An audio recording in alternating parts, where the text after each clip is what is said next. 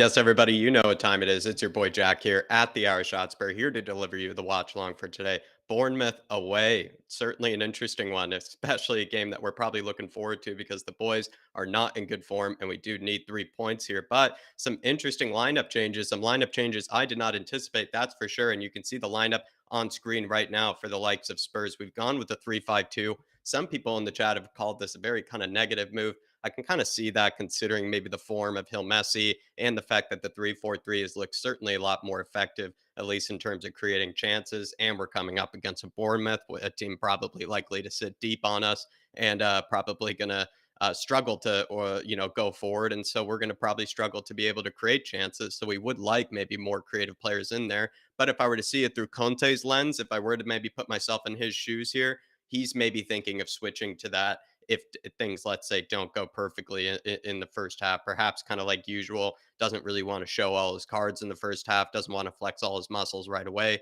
perhaps even tire out the opposition with this three-man midfield, make life a bit difficult for them, then bring on the likes of Hill Messi or Lucas to perhaps, kind of put that final edge or that cutting edge to it. But before we get into it, everybody, do smash that like button. I'm going to get your comments on here up on screen. And then we're also going to bring Shawnee in about just a second. But everybody, do let me know what you think of these lineups. And also do let me know what you think of also the drop of Moon Boots. That really is the big change here. I did not anticipate that. Some people, I think it was Brian Daigle today, said maybe Harry Kane is dealing with some sort of stomach bug of some kind. Perhaps it's actually Moon Boots dealing with the stomach bug, or it's just Conte dropping the likes of Harry Kane. Certainly an interesting one, everybody. But as well, we're seeing the likes of, like I said, the 3-5-2. Skippy is included again, which certainly maybe suggests that Conte is still very impressed with the likes of Skippy. So that's something to look forward to as well. But like I said, everybody, do smash that like button. Frank Glass saying, come on, you Spurs. Morning all. Big yourself up, Frank Glass. We also have Seagal saying, wow, the lineup is negative as hell. Look like Potter has gone with a 3-3-3-1 with Havertz, Mount Sterling, and Pulisic, while we are being very defensive.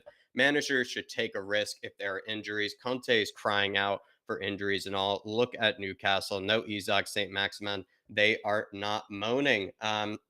Pretty much Seagal is very upset with how Conte's kind of gone with the lineups here. And like I said, Seagal, if you were to kind of see it through his lens, perhaps he's more comfortable with the 3-5-2, more comfortable with maybe tiring out the opposition, making life difficult for them, then putting on these sort of impact players. And as much as I think Conte is, we all kind of like to treat him as right, some sort of infallible person. Probably one of his, issues is that he doesn't seem to trust young players and he doesn't want to give them that sort of chance or that opportunity, which is probably maybe one of his flaws. I will admit to. But Sean, we're going to bring you in here in just a sec.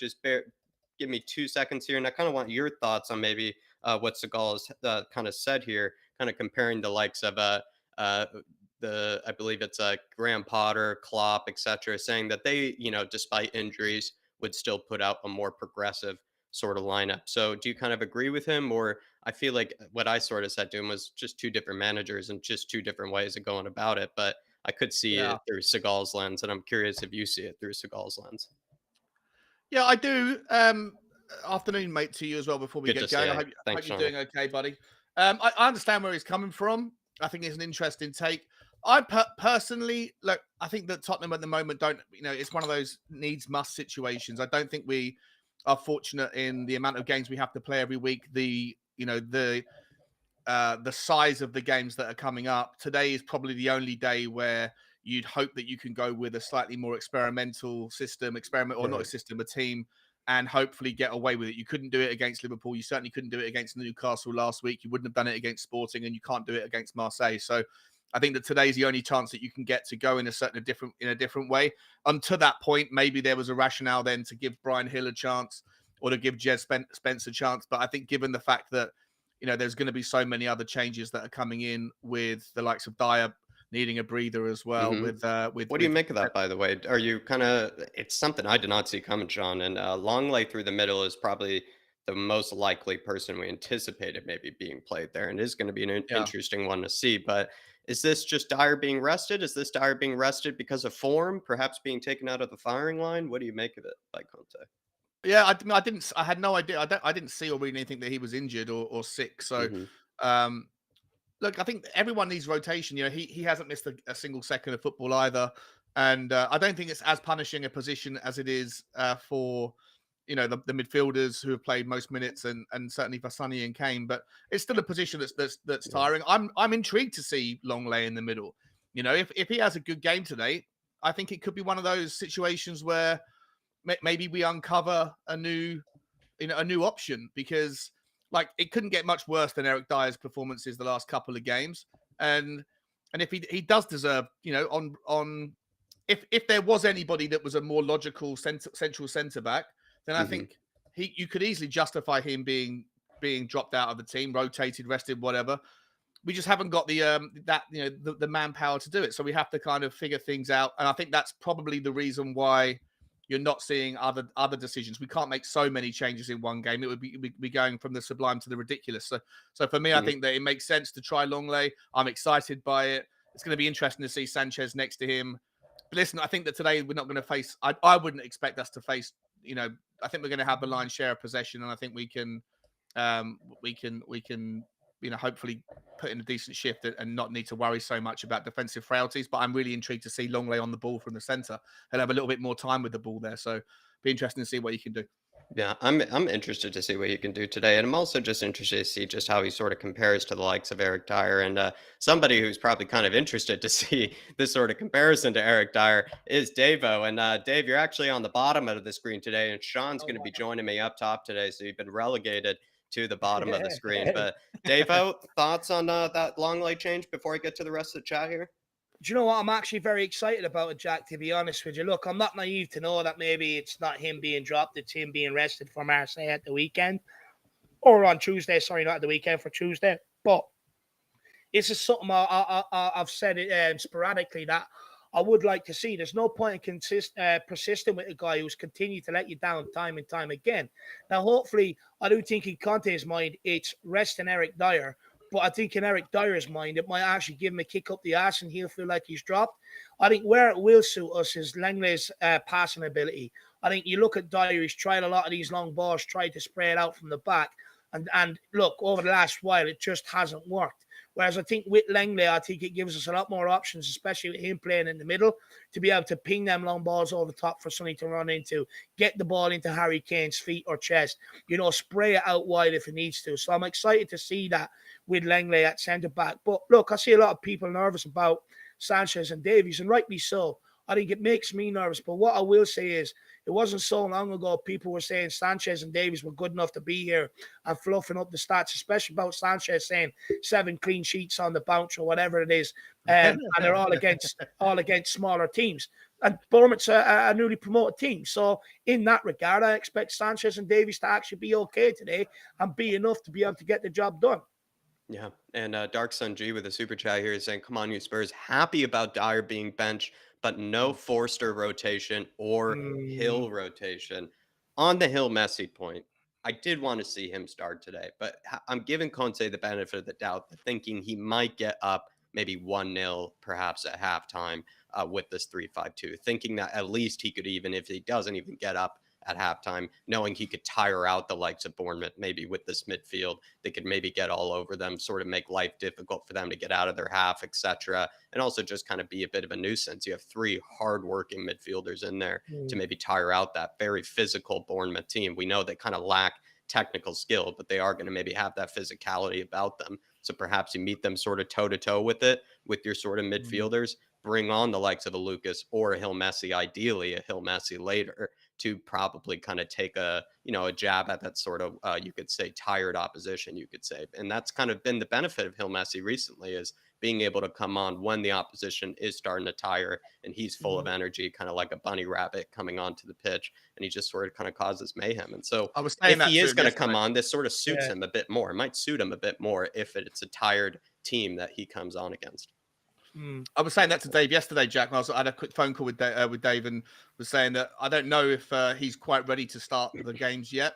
mm, I'd like to see him get given more than 15, 20 minutes. I'd like to see him progress down the kind of to 30 minutes, 35, 40 Almost minutes. the Yeah, see first what sub happens. sort of mm, situation. First sub situation, I think, and it's far too early to make this claim, so I'm going to say it like tongue in cheek, but keep an eye on it. I feel like whenever I've seen him start games, he can look a little bit lost because he hasn't quite picked up on what's going on. It's all a bit too much for him. But I think that when he comes off the bench, I did mention Ole Gunnar Solskjaer. At Man United was a brilliant player that come off the bench. He was watching the game, absorb what was going on, and then identify spaces and areas and gaps to play in. And I think that's where I've liked him in the few games that I've seen in this season, the few minutes that he's had. He's certainly come on and he's known where to go and how to interact with the game that's already taken shape. Yeah. Whereas when I've seen him last season start games, I often thought he, went a little bit missing sometimes. So I'm not sure if it's far too early to make that kind of prediction or statement that he is an impact player. But for the time being, given the amount of other changes that have been made today, I think if you make wholesale changes and there's too many experiments going on. For me, I'm okay with him coming off the bench. I'd like to see him get half an hour minimum. Do you know what? For me, I'll be honest, I'm a bit disappointed with the formation and the three midfielders. I think, first of all, Bentancur not being in there is going to be an absolute massive loss. Someone that can, take the ball in tight spaces, keep the ball moving, but also the engine that he's shown in there of late, being able to get around, be proactive, going after the ball, sprinting after it, a bit of pressing. I think that's going to be a huge loss there. But for me, it's just like, I can understand maybe what he's trying to do. Is he trying to do what he done against Everton, which is try and keep Bournemouth camped in their own half and use that as a platform to build on? And like you and Sean was alluding to, bringing Gil Messi off the bench and getting him maybe to come on maybe 70, 75 minutes and start producing a bit more in that area. But for me, it's Bournemouth, man. It seems a bit defensive to be going away to Bournemouth.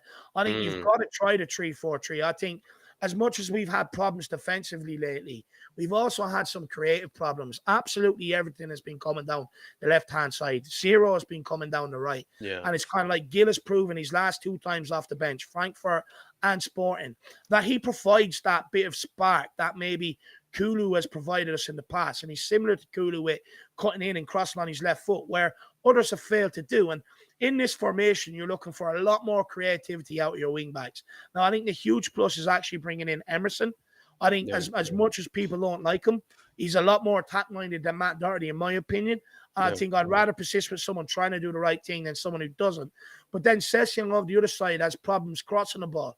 So I struggle to see maybe where the creativity is coming from in this lineup today, and that's why I would have went with the. Is he hoping to get lucky then? That feels like kind of it's that situation, right, where perhaps he scores from a set piece, perhaps Harry Kane and Sonny combined, and be a bit ruthless. He's kind of going with that approach, which I do understand is a bit negative. I never said it wasn't negative. I just when I sort of see it through his lens, I kind of understand where he's not trusting Hill or Lucas, and he's maybe thinking, I'd rather be more solid and perhaps outwork this Bournemouth team. Yeah. And like I said, because he's not sure about the defense either. Jack. So I think just for me, so sorry to interrupt there, Jack. No. There's no Romero even on the bench, right? So Right. for Conte to, if I don't know, Romero must be injured, or for him not even to get a place on the bench, you'd imagine he must have picked up a knock on that basis because of the experimentation in the back. Oh, Romero, Sean, it's fatigue. Conte said he's resting him for Marseille. Okay, but you can still have him on the bench just in case. Fair, yeah, that's fair. Yeah. You can still rest on the bench. But for me, having those three at the back, I think if you went with a 3-4-3, whilst I completely agree with everything you just said about the lack of creativity down the right-hand side, I'm looking for Ollie Skip to do those sort of lung-bursting runs that he was doing the other week as well against Newcastle, where I thought he played really well. But having those two, essentially, it's a whole. We haven't seen this formation of the three played together this season. We haven't seen Longley in the middle. There's so many different experimentation kind of concepts going on there that I think if you just had Skippy and Højbjerg or Bissouma and Højbjerg in the midfield, then you might that just might add a little bit too much pressure on the back three. And I just don't think you trust that enough. So one thing at a time for me. I think given the forced changes at the back, I think Brian Hill would be a little bit too much added risk. I think that's fair. 3-4-3. I agree with that. I agree with that. Big up, Darks NG. Jack Goff is in the chat. Big yourself up, Jack, saying the Irish Hotspur army going into another battle today, led by the captain, David Harris, and Jack Kanicki and Shawnee. Big up, you legends. Come on, you Spurs. Absolutely, everybody. We're going into battle yet again. And there are over 200 in the house as well, everybody already. So do smash that like button. Going into battle today, everybody. I just want to say something to that quickly. I mean, look, us three doing the games, I really enjoy them doing with you guys, but it seems like everybody else is enjoying them. And I think what we're doing here, especially for game day and stuff like that, we're developing a real good between us and everybody out there that is joining us for the game, that puts in their comments and keeps us going during the game and everything. I think we're building something special here, and it's nice to see. I just want to say thank you to all you guys who are coming along for the journey, for the roller coaster with us. It's something Sky Sports, BT Sports, and even the club have failed to do. So hopefully you guys are enjoying this, and let's enjoy this roller coaster all the way to the World Cup. Absolutely, Davo. Absolutely. Big up, Jack Goff. Really appreciate you, my man. Got so many in the chat already, so I really do appreciate you all tuning in. Smash that like button while you're in here. Good to see you, Bobby K. Good to see you, so many other. Kev Williams as well, with a super chat saying, "Hi, Dave, Jack, and Sean. You absolute legends. Come on, you Spurs. Big yourself up, Kev. Going into battle today, my friend. Absolutely going into battle." And then on top of that, everybody, I think we have to consider that Spurs are probably very weakened today, and we do have to just get behind the boys today. I know we're not, maybe happy with the lineup. We might not be happy with how Conte's maybe set up the team, but let's just maybe give them the benefit of the doubt. Perhaps give the good vibes to, you know to what, begin with, Jack? get into halftime, see where we stand from there. On that, I'm willing to do it today. Eric Dyer's out of the team. For me, he's been a massive problem. I alluded to earlier. You don't do him see Shalini-like stuff, pulling Saka down on the halfway line instead of letting him run by him. Handballing the ball away just to give away a free kick so it doesn't go anywhere near the goal. And I think today, look, we have to understand there was always going to be rotation, especially after not getting the job done against Sporting with Marseille during the week. Look, Champions League is important revenue for this club as well. I can understand it. But look, at the end of the day, let's just get behind it. It's match day. I'd rather go into match day getting behind it. Yeah. Rather than sitting here feeling pissed off and annoyed before you go even into the game. I think without Eric Dyer, I think with some of the changes, I think there's a positive here. And hopefully we'll see that on the pitch. Hopefully we'll see the energy levels increase on the pitch, because that too hasn't been there the last while. It's been a lack of energy, a void of energy. And hopefully the changes, we'll see that in the performance today.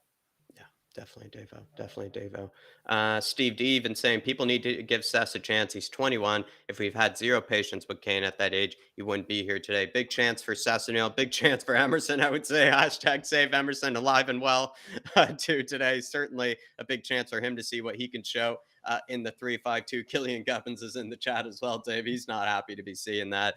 He'd rather be seeing Doherty in the 3-5-2. There's been a lot of rotation today, Sean, in some aspect, but could he have gone for Jet Spence today? I think we always like to say yes, of course, we want to see Jet Spence, but in all seriousness and all kind of actuality, could he have, maybe foreseen maybe going for a Spence or something like that today, just to go with something different against a Bournemouth?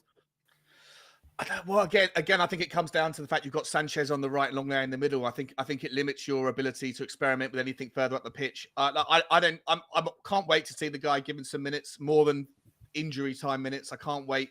Maybe today, if we're in a good position with 2-0 up, something like that. Maybe in the 70th minute, give him some decent minutes. Let him spread his wings and stretch his legs, see what he can do. But for me, I think that the most likely time we're going to see Jed Spence will probably be the Nottingham Forest Cup match. I think that will be the first time he gets given maybe a half an hour, or ideally he gets given the 90. But before then, I think there's just too many games coming up that are too important, and Conte clearly fancies Emerson. I agree. But I also want to add to that. I think any youngster that has come to this club over the last while, any youngster that's come through the academy where they've been given a chance, because we can't get games over the line where we're supposed to get them over the line, or we can't get the job done early, it's a knock-on effect, and all these youngsters are absolutely suffering purely because of it. You look, Europa Conference League last season would have been ideal. Get the group done, 4 games, breed some youngsters, give them minutes. Couldn't do it. Cup games over the years, failed to do it.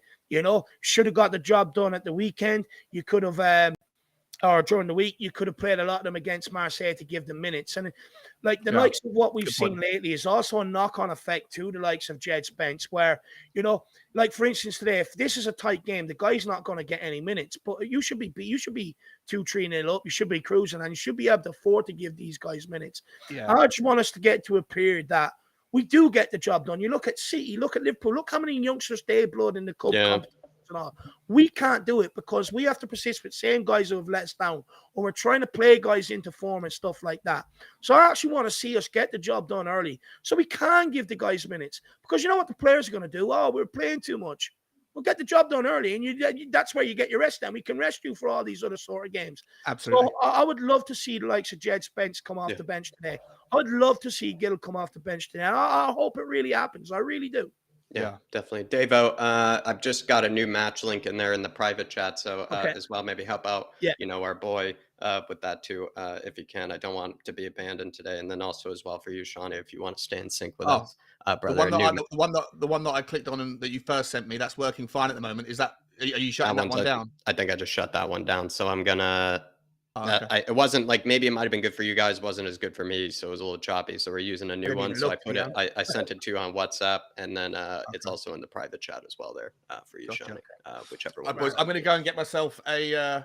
Listen, I'm trying to go teetotal for as long as I possibly can. I got all the way through until Wednesday, the first half.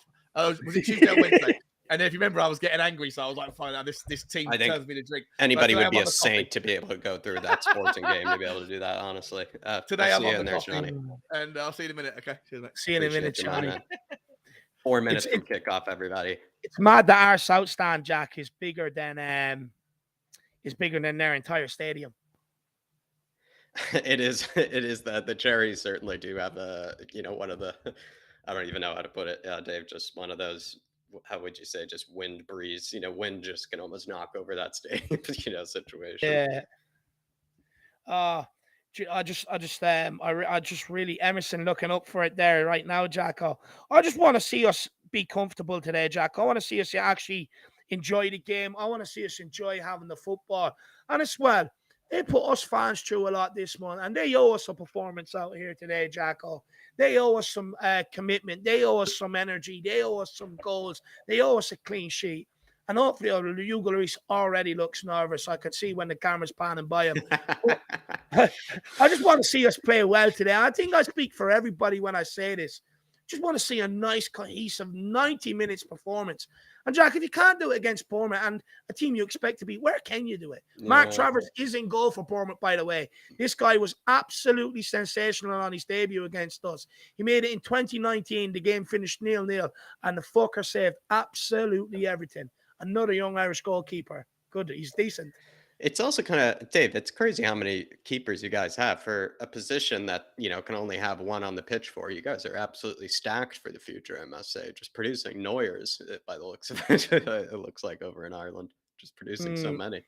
It's pretty impressive. No, yeah. Do you know what it is, Jack? We after Shea giving, we kind of went through a barren spell of keepers. But now we've got young Josh Keeley at Tottenham, Mark Travers at Bournemouth. You've got Queven Kelleher at Liverpool, and you got Bazunu playing his trade for Southampton. So we're absolutely stuck in that position. Jack, it'd be interesting to see how Harry Kane gets on today, because there was rumours of him having a stomach bug or a sickly tummy coming into this game. Perhaps it was Eric Dyer that was the one with the tummy bug, Dave, or it really it's just nerves getting the best of him, Jack. I wouldn't say it's a tummy bug. I'd say it was the nerves getting to him. Perhaps he's just playing through it. Or maybe not really much to begin with. I'm not really sure. Philip Brady's in the chat. Good. Big up, Philip, my man. Big up, Brady. Big performance and a win today. Come on, you Spurs. Big up, Philip.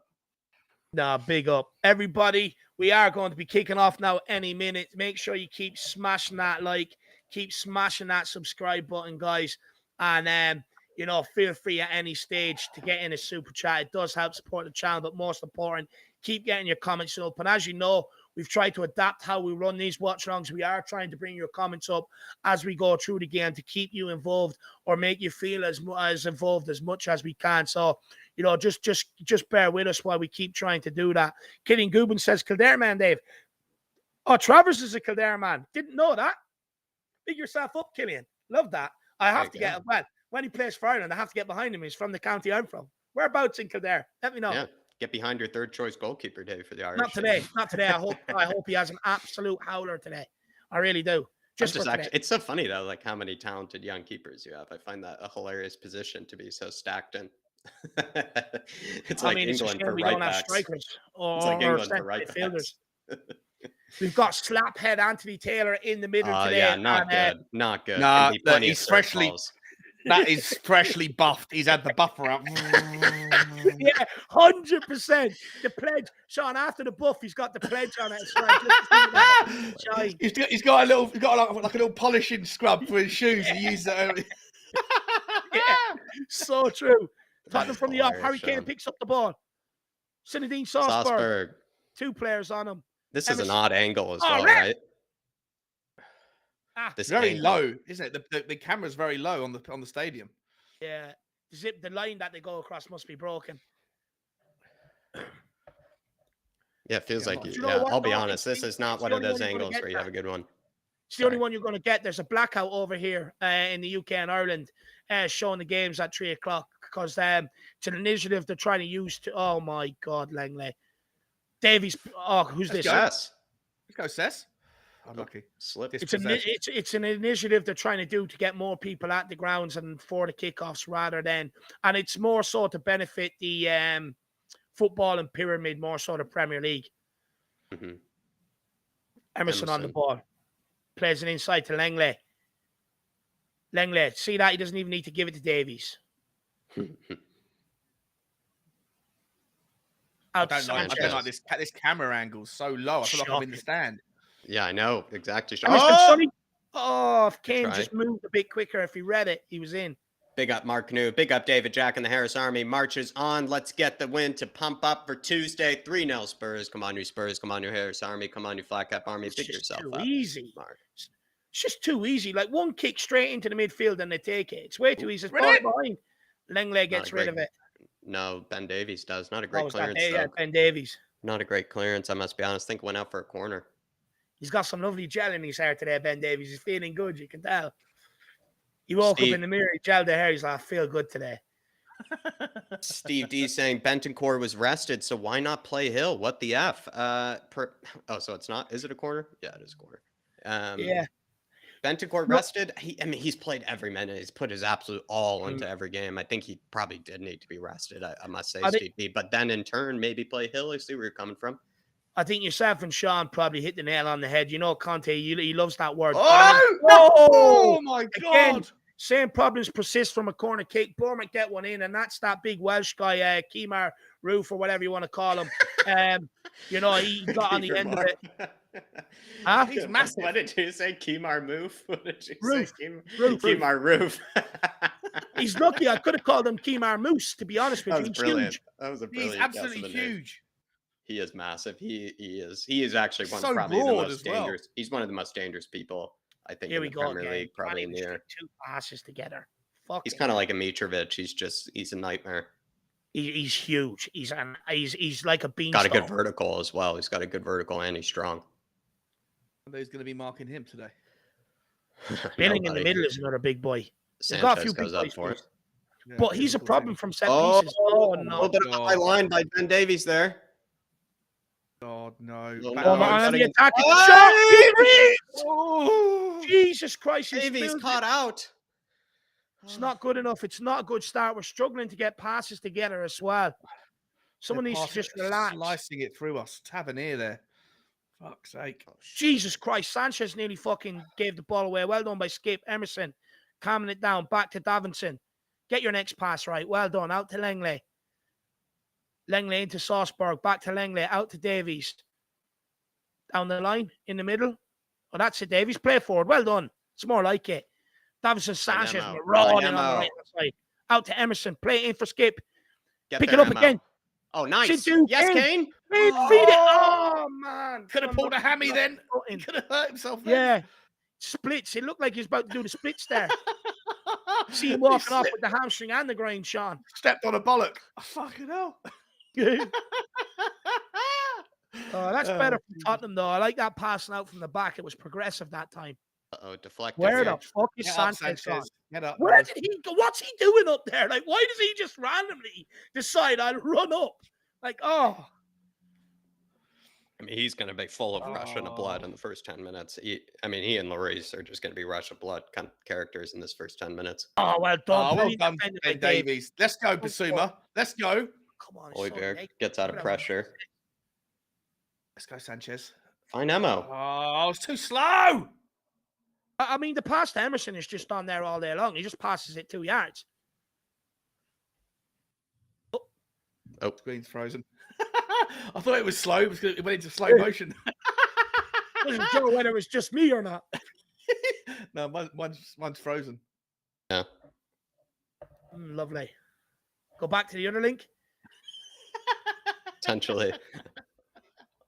I'll tell you what, I might have to get some beers sent around. Tottenham are already making me think about drinking. Yeah, it's you can see there's a goal in this today for Bournemouth the way we started. Talking to. Thank you, Nick. Oh, big up, Nicholas. Saint Nikolai. Kenneth Tottenham Hotspur's in the house. The one and only Kenneth Tottenham Hotspur. The Kenneth Tottenham Hotspur. Come on, you Spurs. No negative. Please. We'll try not to be negative. Believe me, we want a result here. Believe me, we want that result. Kenneth, we're going to be back in the boys. And I must say, it's actually probably more terrifying than it looks, probably just because of this camera angle that we're forced to watch here. Yeah. Kind of just makes every single ball and behind Bournemouth play, any pass in general, looks like it's breaking the lines. Emerson looks like he's just wide open, or maybe he probably isn't. It's certainly kind of a more nerve-wracking sort of camera angle, I would say, to deal with, Kenneth. So believe me, we're going to try to be as positive as possible, my man. But absolute legend. It's good to see you back in here, brother. Yeah, big up, Kenneth. Where have you been, my man? I've been at the Bricklayers a couple of times since I've last spoke to you. What a place, brother. What a place. If you're ever in England and you don't have a ticket for the game, get down to the Bricklayers to watch it. It's good banter in there. But big up, Kenneth. He loves the Bricklayers, this guy. Absolutely loves it. But just quickly, the ball's gone 3 times into Harry Kane. And all 3 times he's sort of like slipped or couldn't get a hold of it. He needs to wake up a little. Okay. Duly noted. Is that because the hair is a bit off today? Perhaps the stomach bug? Yeah, I'm not sure, Jack. Maybe he just needs a bit of Dave love, and I'm not too sure. He did text me saying, I miss you, boo. So I just said, look, likewise. Let's go. Done, Seth. Playing back. That's overhit. Corner. I'll do. Corner.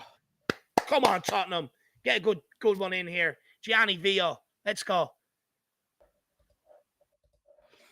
Are you on the 7 minutes and 20 seconds clock or the 7 minutes 15? Yeah. Yep. Okay. 7 minutes 20. 25 now. Okay. Sorry for Get a good ball in here. Get a good delivery. He's got Sanchez on this one. I thought you were going to say Sanchez taken. I was like, fuck me. Number 6 versus number 6 in the box here. Come on, big Sanchez. Camera angle shocking. Come on, Patron. Absolutely shocking. Kane! No! Oh! That's another corner. We'll have that. It's better. I love how threatening we are from set pieces now, because we sat here for about 4 years being absolutely non-existent. Yeah. It's just almost frustrated that we got a corner kick. I'd rather take the throw. Anytime we got a corner, I was like, just set up for a goal kick, you know? Jeez, this cameraman must have been out last night. He's everywhere. He had to have been. Go on, Sonny. Basuma. Intercepts. He's about 20 minutes behind. He's got 3 options there. Can't even see the ball. Oh, Sonny! There! Oh, he's got 3 options there to play out from the back. It didn't actually end up being a bad ball, to be fair. I don't think he was trying it, though. I think he was just trying to. No, he wasn't. He just panicked. He sees Solanke pressing him like a house on fire, and he's just like, fuck this. Launch this all the way back to London. Ben Snow hurt around the ground. Two things. Ben Snow hurt around the ground. Brighton won up against Chelsea after 5 minutes. Interesting. Come on. And then also Faze you, I believe that's Sporting fan Dave, who loves you. He says he wants to fly you out to be a commentator for an MLS team. Nice. Do you know what, man? Look, I've always wanted to go to America.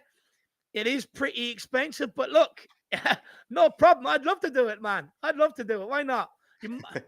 Be an MLS commentator, Dave. Harry Kane on the ball. Ooh, well, look, look, why not? You know, someone has to take me on. Too good. Ben Davies. Let's go. Salzburg, Sonny, back to Saucy. Into Harry.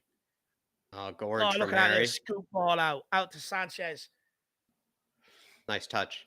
Ooh, back to Sanchez.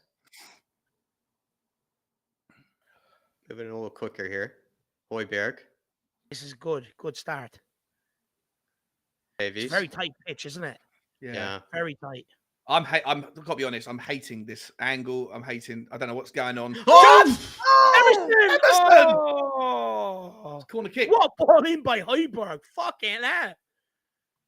Yeah, Who's I agree with you, Noodlehead? Sean. Say Noodlehead. It's a shocking camera angle, I must be honest. Can't see a thing. No, it's so bad. He's so far behind play. It's Like, unbelievable. everything is a shock that happens. Like, I'm saying, Yeah. like, one pass that breaks the lines. You're like, oh, they're through. But like, I have no idea. Like when Harry Kane's hitting that cross, I have no idea if that's going That Emerson's near the on goal, the, yeah, you have no back idea post, Emerson's towards even the corner standing there. flag. Corner kick. Oh. This time it's cleared. Yeah, the cameraman. It's almost like 3D here, where it's almost like 4D. The ball's like about to, come at us. He Even just at needs this to thing. zoom out a little. His zoom button must not be working. The zoom. Do you know what? That's where they need to get Nick involved, Mr. Oh, Lazy. sir! Give him the job. Go on, Harry. Oh, Sure. beautiful. Oh, yes. Sonny, not back that. to Harry. Oh, Oh, tries to play Session. Yes. Now Bournemouth are on the break here. uh-oh.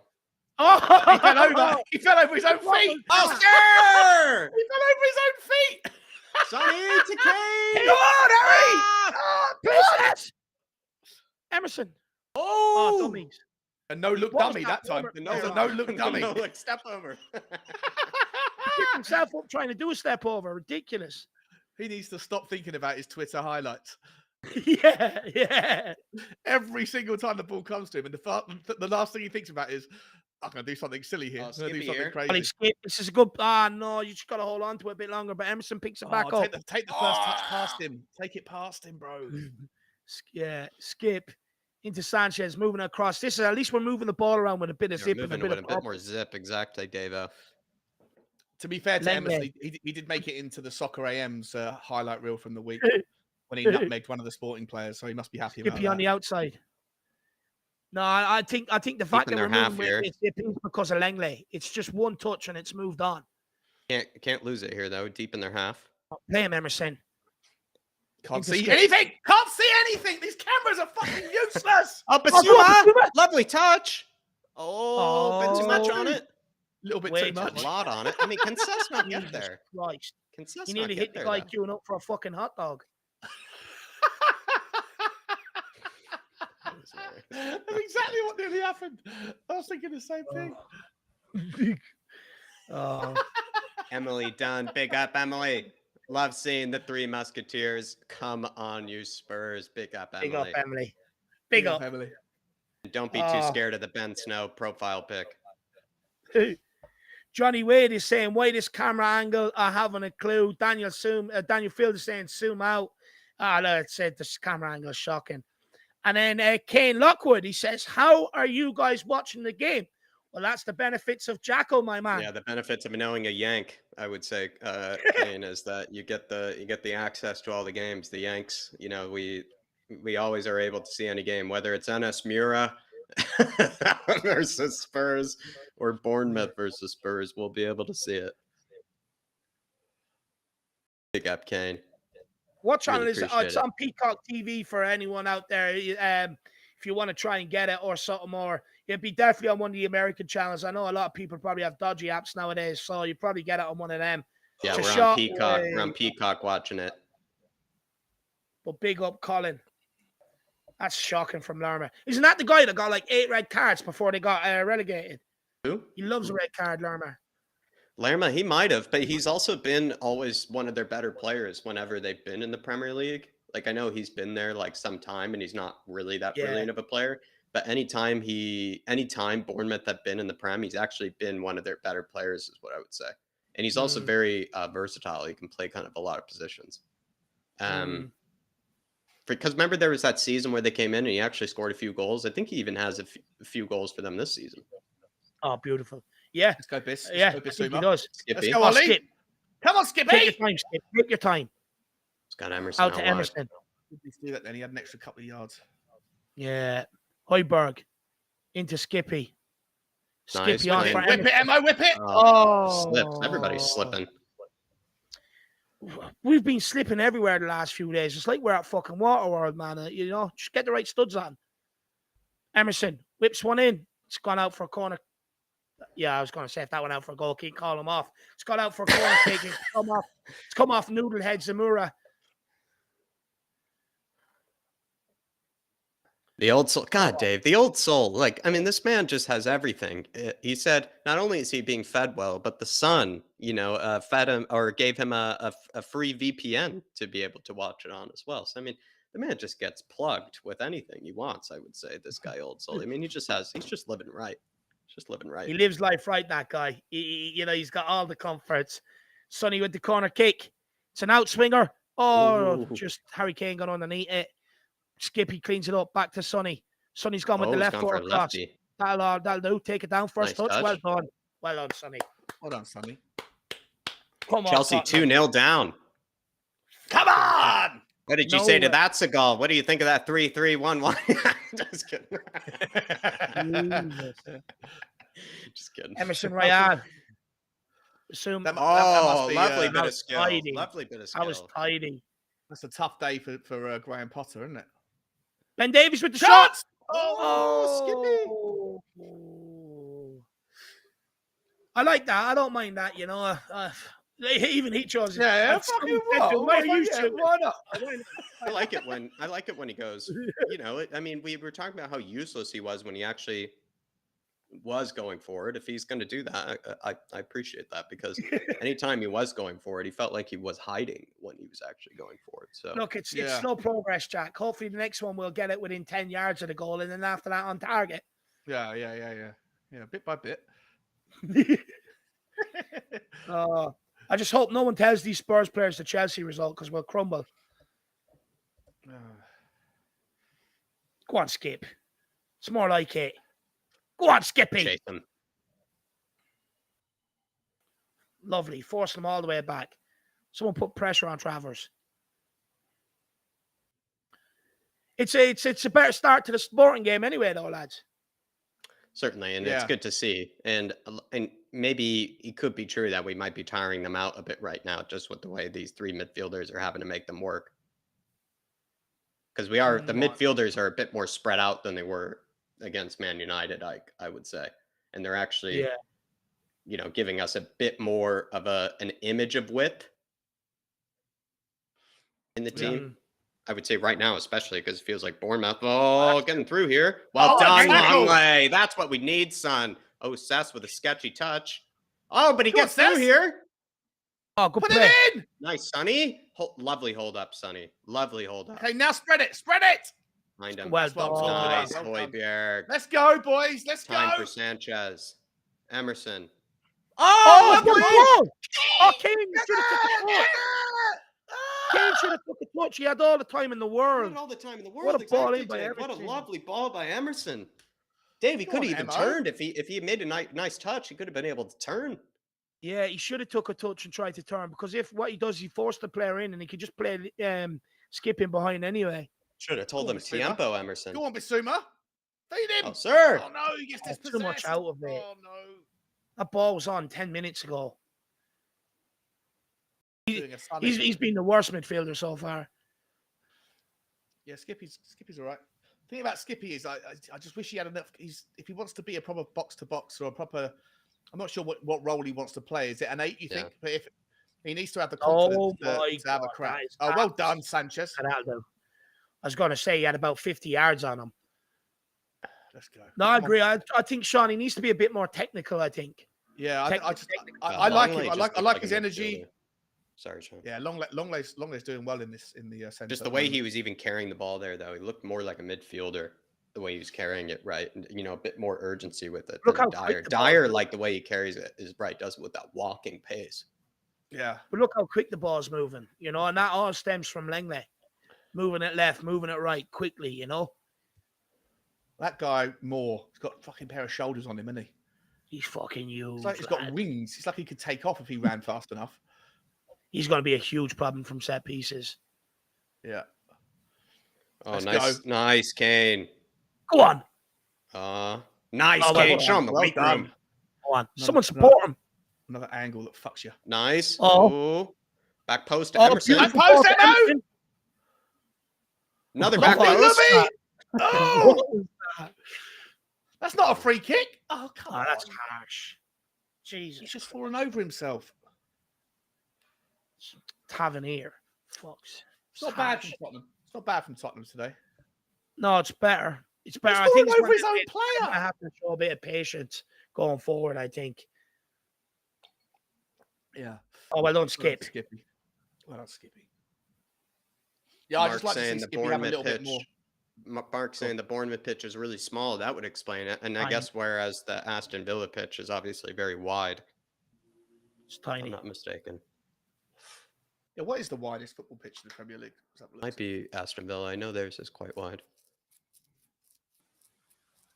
Oh, find Emerson. Oh. Sir! Baldy shit bag. Sir! That's yellow. Give me yellow. Oh, stay down, Keemar. I'm not even sure that's his first name. It's something Roof. Oh, Kiefer Moore. That's his name. Kiefer Moore. Sorry. Yeah. Maybe we only said it once. Maybe you didn't hear us. No, I didn't. We're going to call him. Yeah, Queefy. Or Refar. What did you say? Kefar Roof. Kefar Roof. Kefar Roof. Keemar Roof. Kemar Roof. I'm dyslexic. I can't read. I know. I just found that. I thought you were actually making fun of him. I thought that was hilarious. No, I was trying to remember his name, and I just said the first one that came to mind.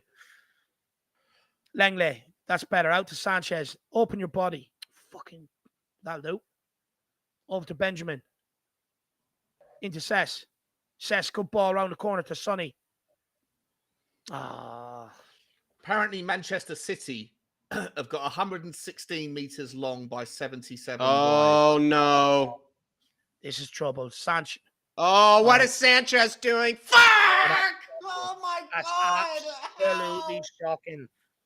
That is shocking defending. His shoulders as well. That is whoever got pinned there as well. Whoever got pinned there got. I think it was Langley. Whoever got pinned I think there. they got pinned by Kiefer Moore. Fuck. Shocking. That's absolutely shocking. We'll just. So it's a ball in. It's a ball we gave away. It's one ball straight into Keith, and it's not even Kiefer Moore. I think it's Longley. Solanke maybe held it up there. Where is Sanchez going? He's not even aware that there's anyone behind him to be able to position himself right. Why are you sliding in there, bro? Yeah, what's he sliding for as well? Stay on your fucking feet, Sanchez. That's a calamity. Tottenham won that 1-0 down already. My God. Like, there's so many things that could have prevented that goal. Like, rather than Langley getting pinned, just drop off a little if he's too strong for you. Just drop off. Sanchez going to ground there. You're not even aware fucking Kemar Roof or whatever, Kiefer Moore is running in behind him. And then he goes to ground. It's bad defending all around. We're back, guys. So annoying and frustrating. I wouldn't mind. We started off okay today as well. It's just they just can't defend for fucking life.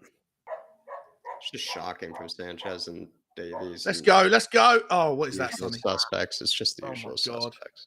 Jesus, Sanchez falling apart. He's just falling apart. He's getting caught out. Getting caught way too high up the pitch. Sanchez is just a pedestrian against this team. He's just a pedestrian. He is. He's all over the fucking place. He doesn't even know where he's doing, Sanchez. He doesn't even know where he's supposed to be positioned. He's everywhere. Time says time. See, this is why we need the 3-4-3. When we get the ball into the forward areas, there's nowhere for us to play it to once it goes into Kane and Son. Jesus, someone make a tackle. They're just running through us now. Oh, no!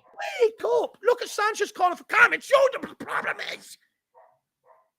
Calling for calm like he's not nervous and erratic. Jesus Christ. Look at that fucking run from number 9. Sanchez, you're all over the shop, mate. right? And then after Sean, the most embarrassing thing, he's looking around at his teammates going, calm down. Well, if you would have won the header in the first place, you know what I mean? This is the same shit as what happened in the first half. Where they're all fucking having against Sporting. They're all pointing at each other, telling each other where they should be. Do your own job first. Oh, He's won another one in the air. oh, there's no cohesion across that back line. It's just whether it's Dyer, whether it's Sanchez, whether it's Davies, it doesn't matter. You just see the same crap. Moore is having the time of his life. Even going forward, we have absolutely nothing. There's not enough runners, and we're just not good enough on the ball.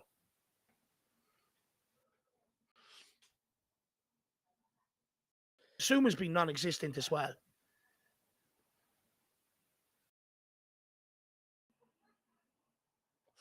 It's just Such a kick in the bollocks. I need a beer. It's just pathetic. I need a fucking beer. Please, Sandra. Would someone just find a pass? Fucking hell. Getting wound up now. Spurs bench with a super chat saying, don't worry, they'll just high-five each other and tell each other it's okay. Yep. Of course they will. You know they will. Spot on, lad. Absolutely spot on. That's offside, isn't it? That's offside. I bet Sessegnon, you fucking idiot. Yeah. And what is that like? That's just shit.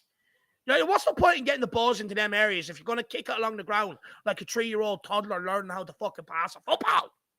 Oh, come on, no. babies! Oh, Oh, no. my God, man! No. How long do Nice you think you move, have, man. Ben? How long do you think you have? Oh, Sanchez is all over the place. He just can't even make a tackle right now. They're all over the shop. They They're can't make even a tackle. They can't. Longley is the only one that has made a tackle, I swear, out of any of them. He's the only one that's made a tackle today, and he's not even looked at his best. Kane. Oh.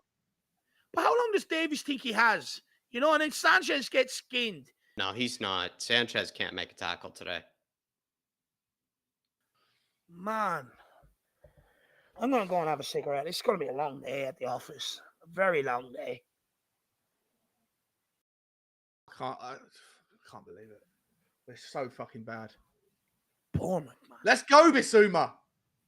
Go forward. Drive forward. What are you slowing everything down for? Oh, that's shocking, Pierre. That's not a pass. Was he 100 fucking meters away? Was that Pierre? Pierre, yeah. Jeez. Shocking. Fucking ballooned that at him. That's not a pass. Come on, Pierre. Well, you're going to give yourself a foot rub.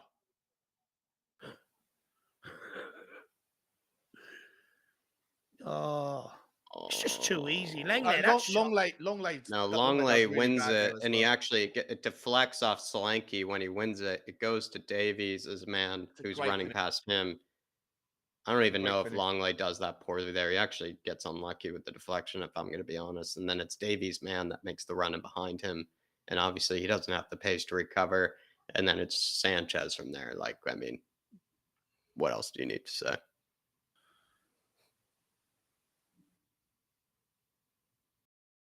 It's just so demoralizing. It really is so demoralizing.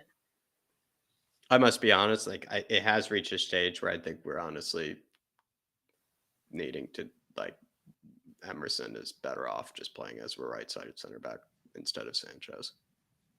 I genuinely think it's just that bad. These two up front have done fuck all season, Moore and Solanke, and they're there giving each other pep talks because they know there's goals here for them. They sniff them.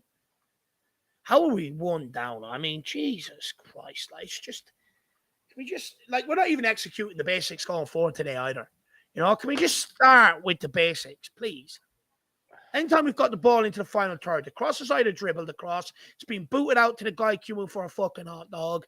The passes are being overhit or underhit. Ball's bouncing around, can't get it under control. The season's falling apart. Yeah. Massively. It's falling apart. We are so desperately in need of some forwards that can, Decky back, Richarlison back. We might as well now bring on Brian Hill at half time. Yeah, we might as well just hurry up. Let's not delay the process. We need to get back in the game. It's not working in the 3-5-2. It's not working because the midfielders aren't getting forward enough. Yeah, there's not enough bodies getting forward. Nowhere near it. It's too static. Like Sanchez has got to stay on the fucking pitch as well. You can't take him off. We haven't got Like, Romero. what's that?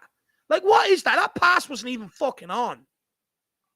Like, you just do such brain dead, stupid things. Like, oh, I'll wait. It was on 2 minutes before that, but he's like, I'll wait till the Bournemouth defender gets in front of the block. Absolute fucking shambles. But alone, Skip. Oh man. I'm sorry, for me, one of Skippy or Basuma needs to come off, and we need to go into a put someone on. Lucas, Brian Hill, get someone on the pitch. Basuma's off at nothing. Skip doesn't have it in the final third. Yeah. Cess, please do something. Corner. Another corner. I'm sure we'll get back into the game, but it's just another fucking... Why can't we ever just be comfortable? Why can't we ever just go to a team that's just come up and then just batter them? Shocking, Sean. I mean, it's just... We wouldn't even be as panicky if it was still 0-0. We really wouldn't be. Can't even string two passes together, though. It's embarrassing. The confidence of the team. Well, we do, Dave. We can't once we go 0 down. Once we go a goal down, we really can't. We lose all confidence in putting passes together. We lose. Oh my God. But like even that corner kick there by Sonny, that's just shit. You know, everything we're doing today is shit and so far off it. It's unbelievable. Dermot with a super chat saying Sessegnon not tracking back. Sanchez, Dave again can't defend. We look like a team out of leaders now. Will the fans see it? Players, will the fans see it? It's the players, not the manager. Come on, you Spurs. Big up, Dermot. But I don't know. I mean, it's that the pressure is on Conte and the players right now, Dermot. And I really hope that they do see it as maybe some of the usual suspects yet again today, especially with the goal that we conceded. Again, I think it's really, again, the goal we conceded, Dermot, is just the usual suspects at it again. If you don't get it by the first man, you don't give yourself any fucking chance. Free kick and corner, Son has failed to get it by the first man. Jesus Christ, man. Well, I'm sorry, but you can't put simple basics down to Conte, a guy not being able to kick a football. You can't. You know? You cannot put people not being able to control a football and pass it down to a manager. That stems from them. Everybody's been shit today. 1 to 11. Kane, non-existent. Son, crap. Højbjerg, crap. Basuma, non-existent. Skip. Just no technical ability today whatsoever. You know, Sessegnon crosses like a 6. Well done, Hugo. Fucking hell. Oh, I'm going for Sanchez is still fucking shouting and screaming and jumping up and down, fucking blaming people.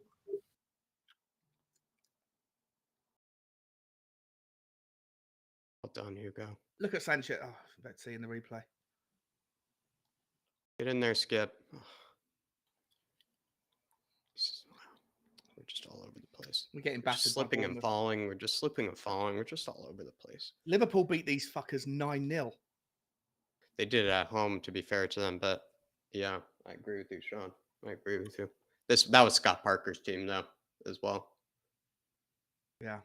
Not Gary's. This team was on a 6-game win streak or 6-game unbeaten run. Jeez, it feels like any ball they're playing behind.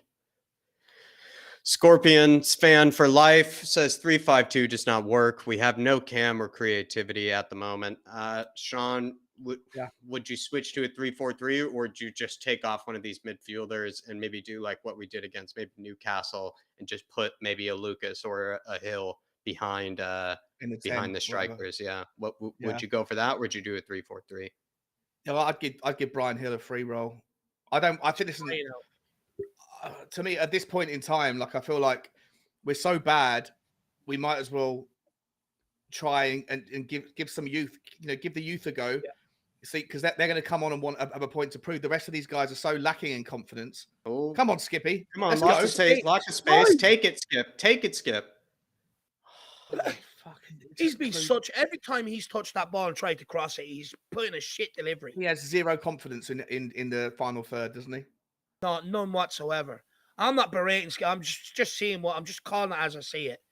He's not giving us. Look, you're right. Gil has to come into this. So you have to have someone with a bit of vision, with a bit of flair. Oh my Lord, Sanchez! Oh my wow! Well done, Longley. Sanchez almost just. He is a clown as well. He just tripped him up. Oh my God! Sanchez! Oh Jesus Christ! And that was him calling for calm a few minutes ago, and he's completely kicked fucking fresh air. What is wrong with the guy? Giraffe legs. Jesus Christ! You're right, though. Gil's got. I don't even want to see Lucas come out because the ball's going to bounce off him. Emerson, he's on side here. Nice. Skippy! Oh! Well Better done, from Skip. Skip. Well done, Emerson. Well done, Skippy. I think it was off target anyway, but nice to see a bit of confidence from the boy. Yeah. Nice job, Emerson. Good first touch as well. Adrian Chia saying, big up, lads, late to the game. Sounding like a shit show so far. Yeah. It certainly is, Adrian. Defensively, again, another shambles. So just get turned. Like, we're doing everything at half speed. Come on, Sonny. Left foot. Oh, beautiful! Emerson off the post with the header. So unlucky. Great ball in by Sonny. That's more like it. Beautiful ball, Sonny. That's the whip. That's the whip we want to be seeing. Look at the size of that man. He's so fucking big. What is he playing there, Sess? What was Sess doing? Like, there's no one there at the back post. That's what we should be doing. Those like in-swinging crosses from the right and from the left. All he needs a little flick. Paul Markey saying these players have no desire or hunger. Absolute wasters. Yep. Wasting the chance of Conte. Wasting Conte is really what it is. It feels like right now. But honestly, as well, they're becoming victim of their own worst enemy, though, at the same time, Paul. They really are sometimes that poor when they lose confidence. They really become their own worst enemies. If we're going to play this badly, you might as well get Brian Hill on the pitch. Might as well get Jen Spence on the pitch. Just fucking give the guys a chance. They might change something. Give themselves a moment. Perisic also has to come in for Session. He's been shocking down that left-hand side. Yeah. At least he could cross the ball. You know? I'd even go as far as to say bring on fucking Tanganga for Sanchez. No, I don't know about that. I don't know. I would. Nice. Well done, Emerson. Kane! Come on, boys. We're knocking on the door now. We're knocking on the fucking door. Let's go. He's just falling to the ground. Free kick. He's just falling to the ground. He didn't even touch him. It's a penalty. He just handballed it. But you know what, Sean? It's too late. 37 minutes into a game to start coming into it. It's too late. Oh, who flicked that? I think that was an own goal. If that was going to go in, I think that was off one of the. Yeah, it was. It was off the tall guy. It was off number 26. Another good ball from Harry Kane. Yeah.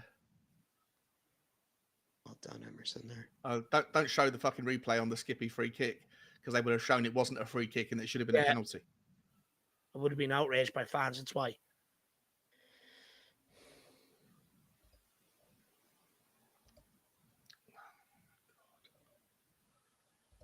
So frustrating being a Spurs fan right now. I still think we're going to get back into the game. Like I still do. I think we're knocking on the door, but it's just the way we set up, the confidence, the poor quality of the players, everything is just so mind-numbing. I used to love watching Tottenham. How many more touches does this guy need to do to pass it 5 fucking yards?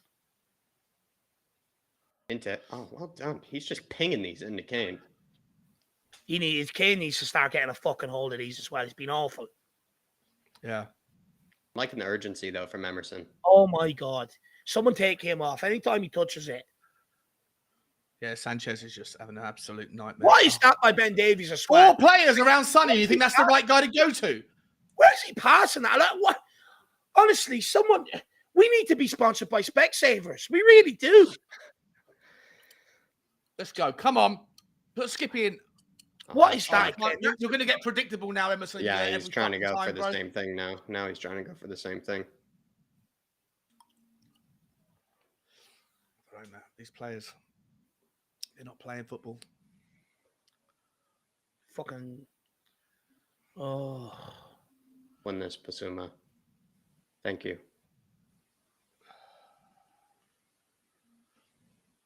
Little highlight reel for him. Well, you tried to play forward. I guess there's no one there.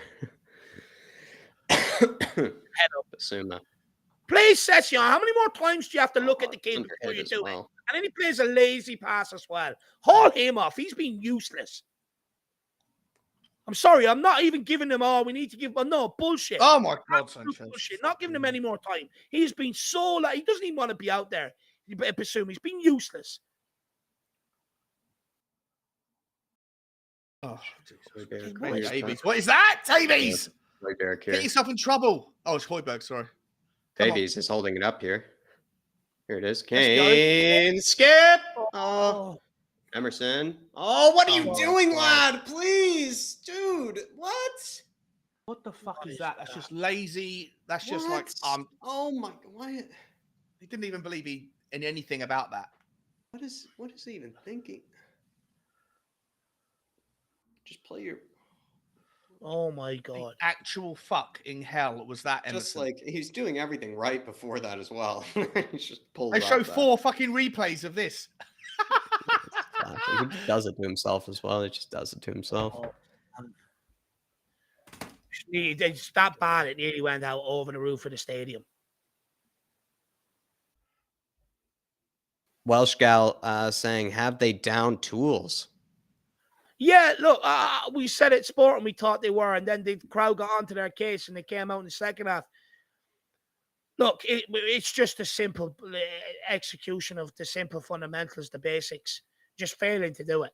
Simple, just simple passes. Like, don't play a pass into Sonny when there's 4 centre halves around them.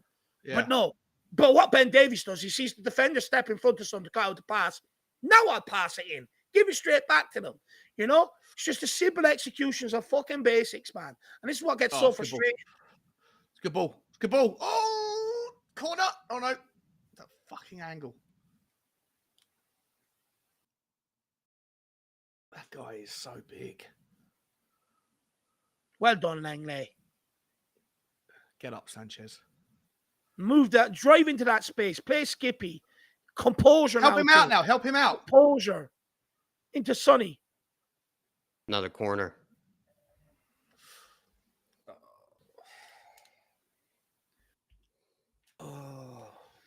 Not a what? corner. No? He's giving No, it just half time. offside. Oh, What? No. Is it? No. Oh, wow. He's not giving that as a goal kick, has he? Oh. They should have Specsavers on the pockets of their fucking things as well, the refs. Anthony Taylor. Do you know what? It's not even on him today. We've just been absolutely awful, been shit. And they're all going to sit there, bitch, bleat, and fucking moan. Just come out and do better. Just do more. Run about more.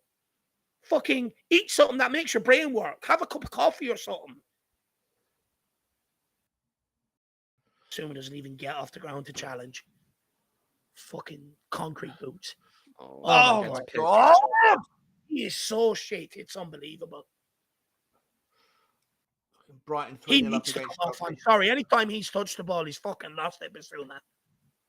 Again, he's another one. He thinks he's fucking got 20 minutes on the ball. So lazy. Come on, Tottenham.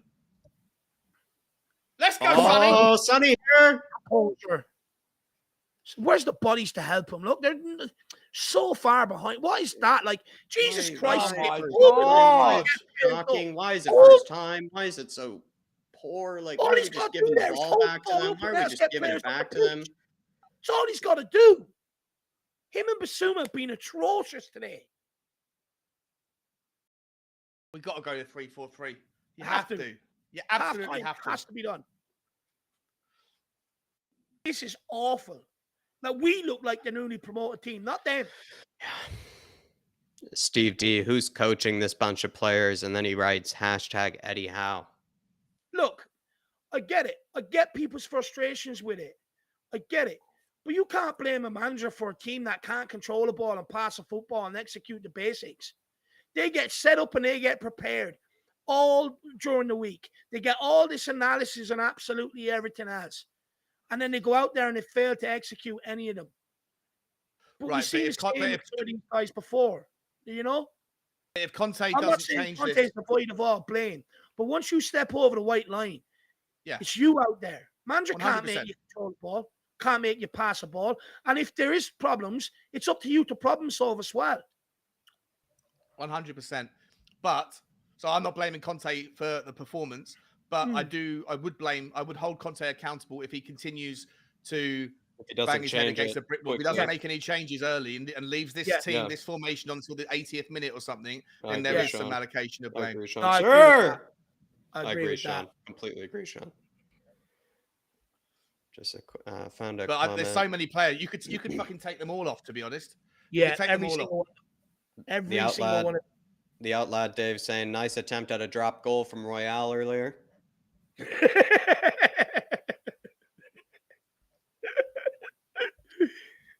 He'd be good at Gaelic football now. Wonder if he'd support him for his Gaelic football team. Yeah. Paul Put him in the Markey connection. with the super chat. I'm going to go paint my wall and watch it dry. Yeah. Honestly, it'd be more exciting. Sonny with the ball. So much. What is Jesus, the weight of passing is absolutely pathetic. The weight of passing. Do you know how you know they're rattled? When they start over hitting passes like that. When they start around the pitch. What's that? Jesus, man. Give him a chance. It's just a simple softball into him. It was a good ball by Skippy there. Oh, yeah, that was good. Come on, Sonny. Back post. Win it! Højbjerg. Offside. Oh, nice, Højbjerg. What a ball. Oh, what is that, Sonny? God, the fuck was that? Maybe he was trying to hit Højbjerg. Maybe he was trying to hit It doesn't matter, though. I don't care. I'm sick of hearing trying. Just fucking do it, man. Just Jesus Christ, just do it. Davies. Into Kane here. Oh, nice try. Everything's too big, too slow, too reactionary. Oh, this guy. We're deep in their half. Emerson's just camped at their box. Højbjerg. Do not. There's Skip. Skip's out wide. Sanchez. Don't tell me he's... Don't even think about doing that. Skip. Don't you even think? He lined up for a well fucking done. shot. Long lay. Lovely long lay. Yeah, he did line up for a shot. Oh! Keep it alive, Sess. Keep it alive. He's offside. Half time. How's he offside there? The ref doesn't even allow for the ball to go out. No, I think he was. How's why is he not watching the line? Jesus, man. He's been useless. He's been more useless than Emerson. He has to come off. He's been more useless than People Emerson. gave out about Perisic Wednesday night against Sporting. At least he put crosses into the box. We've seen absolutely fucking nothing here this half. Absolutely zero. Tottenham have had the ball, done nothing with it, give it away. And then when we do give it away, everyone switches off. It's absolutely shambolic. We've got to get Gil on this pitch. We have no one that has that vision on the pitch. No, everything's just basic. Oh, it's so annoying. It's halftime. It's 1-0 to Bournemouth. Shocking. Absolutely dross. I don't know what to say, boys. I really don't. I mean, this is we're kind of in the unthinkable territory here, being 1-0 down to Bournemouth. It's a worse Bournemouth, or it's a better Bournemouth than the Scott Parker's Bournemouth, but you just have to look at this as 3 points. You have to look at this as no matter what, as not every game is easy, but this just has to be 3 points no matter what. And we're finding ourselves here with another really, really embarrassing fixture and a really embarrassing result potentially on the cards here. Did Antonio Conte get it wrong? Maybe initially with not starting with the 3-4-3 lads. It's potentially what's on my mind here. I feel like the players that have been disappointing the most, the players that are potentially kind of hurting us out there, I'll admit, Basuma and Skip, I mean, they've just been just uneventful, uninventive, just really just hoping to put balls into the box, just hoping to make something happen, but really no quality about it. From Basuma and Skip. Sessegnon, I think, has probably been the worst of the two wingbacks at the end of the day, because I think Emerson, again, has found himself being able to give it to Kane. Kane has been able to hold it up for us. I think Kane, in the beginning of the game, was a little bit slow and needed to get together. Now he's starting to hold things up. It's just the service, though, to him and Sonny, though, has just been really, really poor. It's just lackluster. Sanchez has probably been the worst player on the pitch. Do you know what the biggest problem is, though, Jack? There's nothing being done with conviction. It's all hope. Even the pass inside, they hope it gets their man. There's absolutely nothing done with assurance or conviction. Half of the balls were just flinging into the box there. None of them are any really pinpointed a run or trying to pinpoint someone onto the head. It's just hitting hope, hitting hope, hitting hope. And then what happens there is we get caught on the counter like we did do, and then we're 1-0 down. Someone's got to grab this game by the bollocks in the second half and start doing things with a bit of assurance, a bit of conviction, instead of doing everything in hope. You know, it's absolutely shocking. There's got to be some changes made as well. Has to be changes made here. At halftime, right now. Like, not at 60 minutes, not at 70, not at 80. Right now, there needs to be some changes. I don't know, like, where you start. Would you even dream of bringing Eric Dyer back in? I don't know, right? But like, for me, I think Sanchez has been that much of a liability. You almost do take him off, or you put Royale at right-sided center back. You either move Royale to right-sided center back, or you take Sanchez off, or you maybe go to a back four even. But I know that's already rough as it is, Sean. But I think Sanchez has just been so hurtful for us defensively. Like, the guy can't even win a tackle right now. Like, that's the problem. Like, we all know he's a liability defensively, but when he loses the ability to even win a tackle for us, then that starts to, just become useless. Like, he just becomes a pedestrian. You know what, lads? I think we maybe go for Hill behind Kane and Son. I feel like we could go to a 3-4-3, perhaps get even more width out of this team. Narrow. But it's already a narrow pitch. It's already a narrow pitch. It's a narrow team. Perhaps we just take Basuma potentially off, put Skip. He's been fucking useless. Skip, you could say, I think they've been both equally as useless. Skip maybe has been getting forward more, but Basuma, I think, is supposed to be the holding mid of all of them, but he just doesn't do anything on the ball. Like, and he's losing it as well. He's getting picked in the midfield as well, which is a problem. You take off either him or Skip. I think you probably take off Basuma and you have to put on Hill. I'm actually weirdly, instead of the 3-4-3, I'm actually thinking maybe putting Hill behind Kane and Son. No, you've got to have width in this game. You've got to. Sean's right. Everything is way too narrow. They're set up for that as well. They know it's a narrow pitch, so they're setting up down the middle where we are getting room. You look at it. Emerson is getting room out wide. Sesson is getting room out wide. Anything Skip has done, even though his end product has been non-existent, he's been getting the space out wide. We have not utilized, and this is what I'm saying. We're just flinging things in hope rather than actually doing anything, aiming for someone, aiming for a run, picking out someone. I think the changes have to be, Gill has to come on. But I'm not sure whether I'm more frustrated, and Shawnee as well, you can come in on this. I'm not sure whether I'm more frustrated with our defensive display or our attacking display. I think they're both being shit. Yeah. Listen, mate, I know that I can already tell whatever happens, right? The same conversation is going to happen. We're going to point the fingers at the players in the team that are not competent enough. They're going to be saying, like, Sanchez, we need to get rid of him. Emerson, we need to get rid of him. Session, whatever. But I think there should be just as much attention put on the players that are competent enough that once again are not playing the football. I'm sorry, Harry Kane. I know. Look, and Heung-min Son, you're the best paid players at Tottenham Hotspur for a reason. You're our go-to guys. When we're struggling, we need you. And like Harry Kane has been fucking diabolical today. Sonny has been diabolical. Skippy's trying his hardest. Skippy's getting into decent positions. He's moving from the middle into the right-hand side, getting forward. And towards the end of the half, he put in a couple of good balls, but I don't think he has the confidence to be able to turn it on.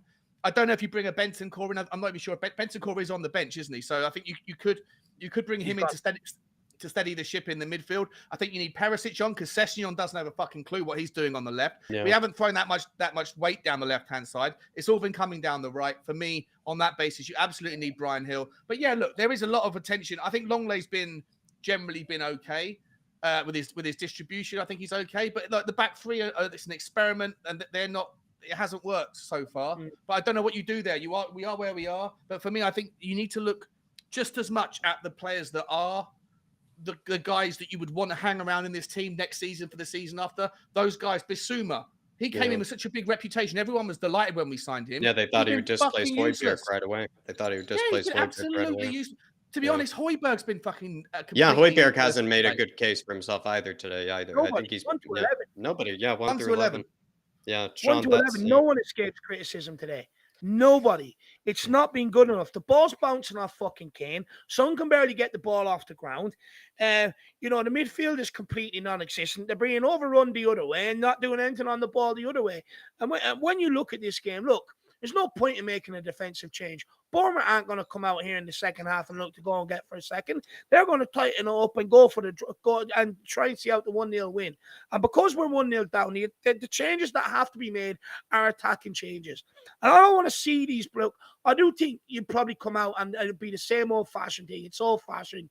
You've got 10 minutes on making changes. But I want someone to follow through with that today. Get the changes on the pitch early. Like you said, Sean, there's no point in waiting to 73 minutes, 74 minutes and making a change and persisting with the same guys that are producing the same shit every time they touch the ball. Yeah, get changes on there. Dave. Get Perisic on for Session. Get Brian Hill on for Basuma. Take that twat out. He's been useless. Put him out on the right. And then I would also take off Skip and bring in Bentancur. And I just go for it. You miss Bentancur in there. Basuma, every time he's touched the ball, he's got his pocket picked and loosed it. And I said this in the pre-match on We Are Tom TV and on the watch along. He's going to be a huge miss today. The guy loves taking the ball in tight spaces, keeps the ball ticking over. Basuma can't do it. He just can't. We've got to make at least 2 or 3 changes early this half.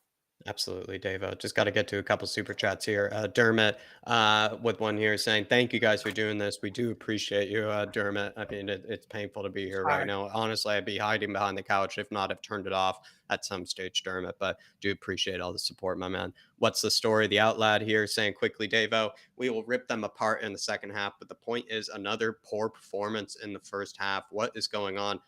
I don't even know if the players are letting us down that hard, Mr. Harris, that I just don't even know. I don't even know if I can have confidence that they'll be able to turn it around in the second half. I want them to prove me wrong. Like it feels like, again, we're saying we are positive. I'm usually almost, a glutton for pain, but it just feels like these players just need to start proving me wrong. They just need to start proving me, why I need to believe in them again. It feels like, I don't know, but the Outlet Davey saying we'll turn it around the second half, but another poor first half.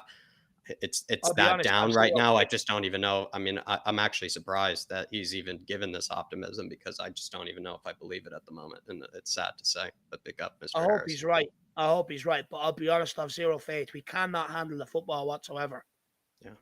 Another super chat, Jacob Anderson here. We need Madison, Bastoni, Gavardiol, and a proper right wing back in January, or Spurs are not going to get top 4. We have to hope we are still in top 4 by January. It's nice to see that Chelsea are definitely dropping 3 points today by the looks of things, Jacob, unless they do some, ridiculous comeback of some sorts.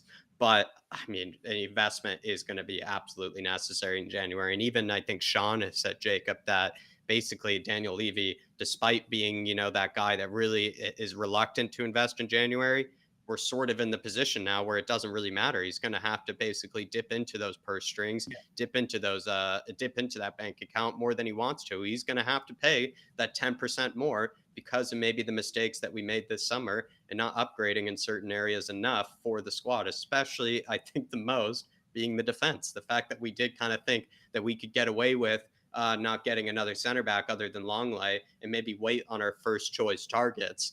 I think it's come to punish us. And also, right, maybe the Jed Spence signing as well, which was sort of, I think, to a degree, sort of Jed Spence's, connection to Daniel Levy as well. It's come to haunt us. So he's going to have to be able to dip into the purse strings and find the money, even if he doesn't want to, because I think we're paying the price for some of the transfers that we either didn't make this summer, or we did make in the case of Jed Spence, because we did get a right wing back. It's just that he doesn't want to use him and he doesn't like him, which is a problem. So you can't say that we didn't try.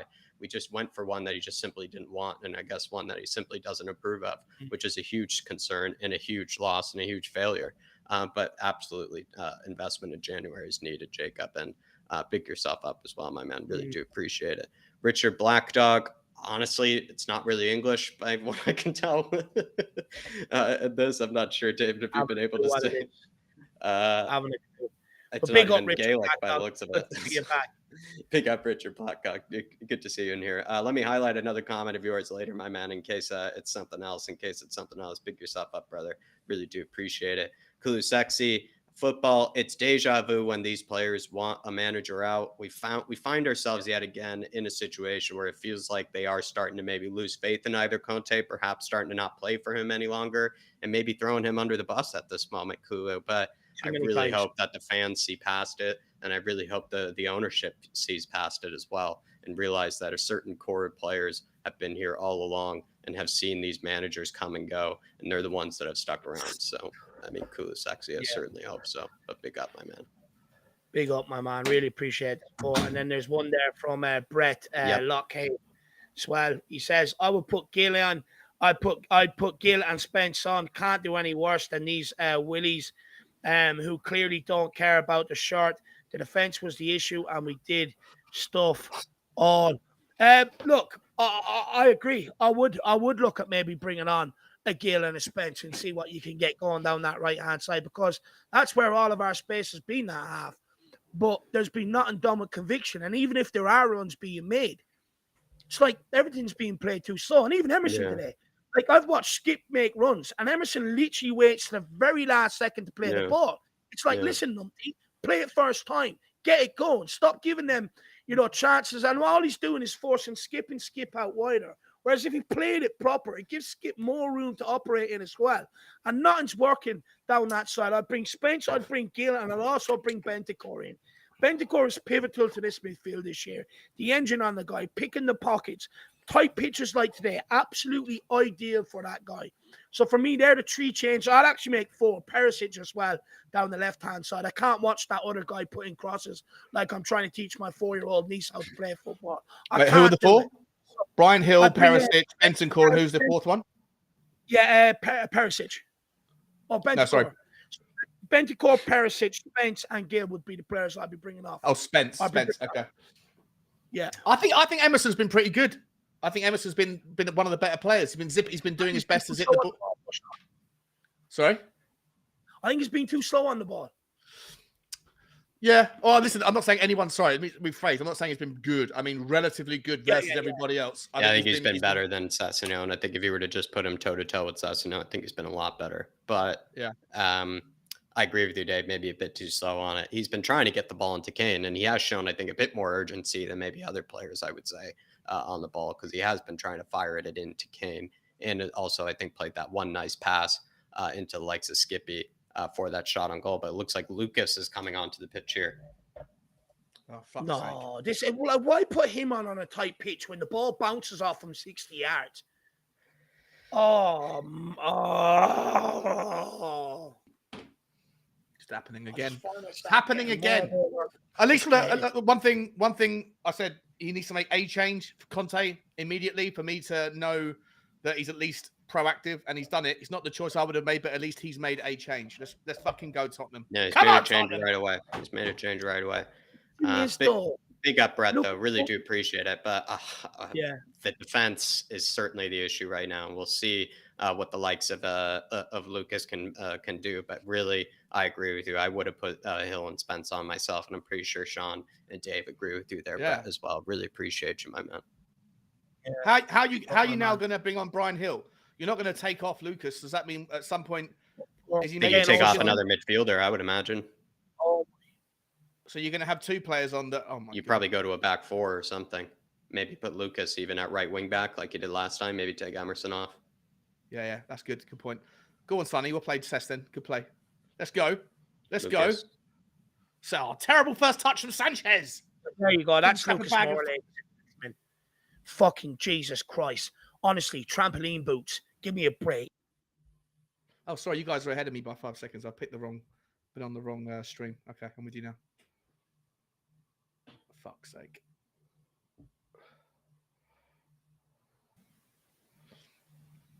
Go on, Pierre. Let's go, Lucas. Let's go. Don't get caught up with. The size difference between him and the fella. Looks like a bloke's taken his 4-year-old child out for a walk. Who is that guy? He's even taller than Roof or Moore, whatever his name is. Oh, Billing? You mean Billing? The guy with the afro. Yeah, Billing. Yeah. Billing. Yeah. Wow. Yeah. Yeah, him. Yeah, he's massive. Massive guy as well. fuck's sake. I tell you, these fucking Tottenham players, they're driving me to drink. I cup my farts with a super chat here. Love from Amsterdam, Spurs Ajax brothers. Big up. Big up. Despite being sort of kind of brother and sister clubs, I mean, it feels like there Why is is a he bit of a doing? rivalry, though, there, I must say. What is... Yeah, sorry, I just seen Sanchez hoof a ball 50 yards up in Well the air. done by Longley. Nice touch, actually. Big up, my man. Big up. Really appreciate you coming in. Big yourself I up. see. I cut my farts. He's always on the football terrace. I always he puts a lot of super chats about. Big up, my man. Good to see you. Big up, my man. But I would say, I think despite Any being players sister and you brother can clubs, I feel like there is a big rivalry between the two, especially recently. Yeah. Any Big up, players boy, from Greg. Ajax you can loan us that are technically good. That'd be Yeah, a any good center start. backs. We'll take any of your Do center not. backs. Oh! Hit! We'll take any of your center backs, my man. We'll take any of them. Actually, do us a And favor. we'll give take you back Sanchez Sanchez. Maybe loan you back Yeah. Sanchez if that's okay. It wasn't a bad crack, you know. No, it wasn't. To be fair, it wasn't a bad effort. I have no faith when one of our centre backs unleash a shot anyway. Yeah. Get it to one of the attacking players and let them do it. They make a living off it. They're paid to do it. For God's sake. How Bissouma's fortunate. Oh my God. But also, everybody, over 500 in watch along earlier, everybody, please smash that like button if you haven't. Everybody, please do.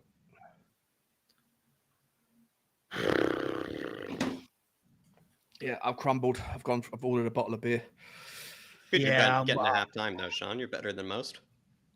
Yeah. Step in the I didn't have any. I direction. deliberately didn't buy any. I was like, no, Tottenham are going to play well today. I'm not going to need one. But no, I can't handle it. Bissouma's got to get there. Looks like I'm going to have to comfort eat again today. It's another stone put on this evening. Thanks, Tottenham. Oh, no!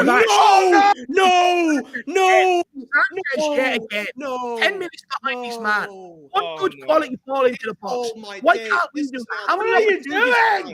Dave, this is the fifth or sixth time we've conceded We've within had about 5 50 minutes. How many opportunities. times have we conceded within 5 minutes of the second half? Within What 5 are minutes you of the second doing? half. We've had 50 opportunities to put the ball in the box, and every one of them has been shit. One ball in the box. Sanchez 10 minutes behind this guy. Watch Sanchez here. 10 minutes behind him. Session, I don't know where Session was up to there. Where was Session off Where to? was Bissouma going? It's Emerson. It's Emerson. Emerson. It's both of them, to be fair. It's both of them. It's right in front of his head. It's right in front of Sanchez's head. It's both of them. He doesn't even jump. He doesn't even jump. Yeah, he should have jumped. He could have jumped there, Sanchez. He didn't even move, Sean. He moves like 2 feet. How does he not see this? Look, he only moves like 2 feet. It's right above his head. It's right above his head. Oh my God! This is no. I mean it's right in front of Sanchez. It's right in front of the 6-yard box. It's right in front of Sanchez. This is Conte gone. What is this with this new fucking routine that Tottenham do? Where like you're right, Jack. Like between the 45th and the 50th minute, Tottenham just go, fuck it, double your lead. Double your fucking lead. I mean, how many times has Conte tried to give them a halftime wrong? Why is that? They literally just put in a quality cross. We get an opportunity, and it's rolling along the ground. I thought we got rid of the Celso. Sonny, play somebody, Sonny. Oh, come on. I just don't. How many? It just feels like how many times has Conte been able? How many times has Conte spoke to them at halftime and he's given them a game plan, only for them to concede within 3, 4, 5 minutes? Now we've done this now 3 or 4 times this season. It happened at Arsenal. It happened at Newcastle. Happened at today, and it's happened in one of the Champions League games, didn't it? Even that cross, yeah, you're spot on. Even that cross that came in, though, Session went forward, and we didn't even have possession of the ball. Where's he running to? He steamrolls forward, and they have the football. Oh my God, how's he unchallenged there? Jesus, embarrassing. This is Conte going after this game. I can feel it. Welsh Gal says, I ask again, have they down tools? Fucking, you might. You know what? Like why would you down tools? But they did on the Jose top of the league, though. They did it under Jose when they were top of the league.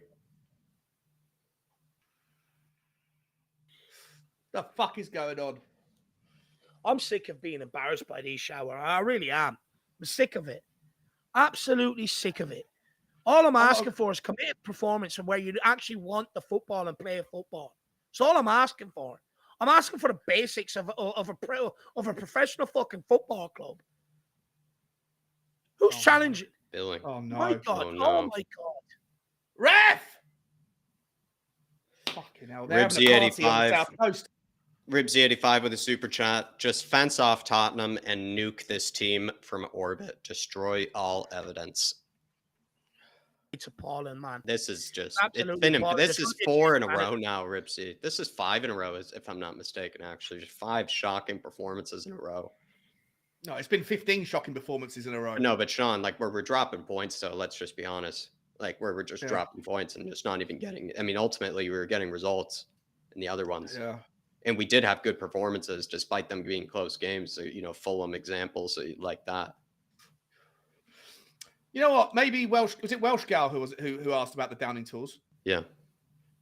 Look, maybe the players we don't want to see him sign a new contract, because then, if he goes after that, that's probably a 60-70 million quid payout. I don't know. I mean, it doesn't look like these players are playing for him anymore. No. Yeah. I don't think whether they're trying to, but they have no confidence.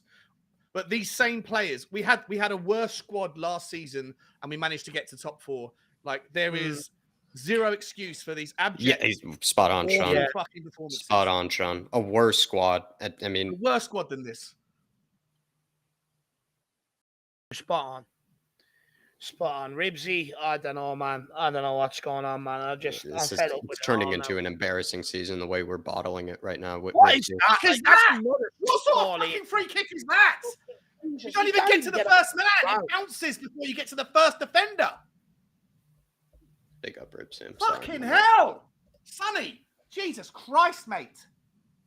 Crocodox with a super chat. I'm a huge Conte fan, but his loyalty to certain players is indefensible. If Hill, Tanganga, and Spence aren't ready, then God knows what those players on the pitch are.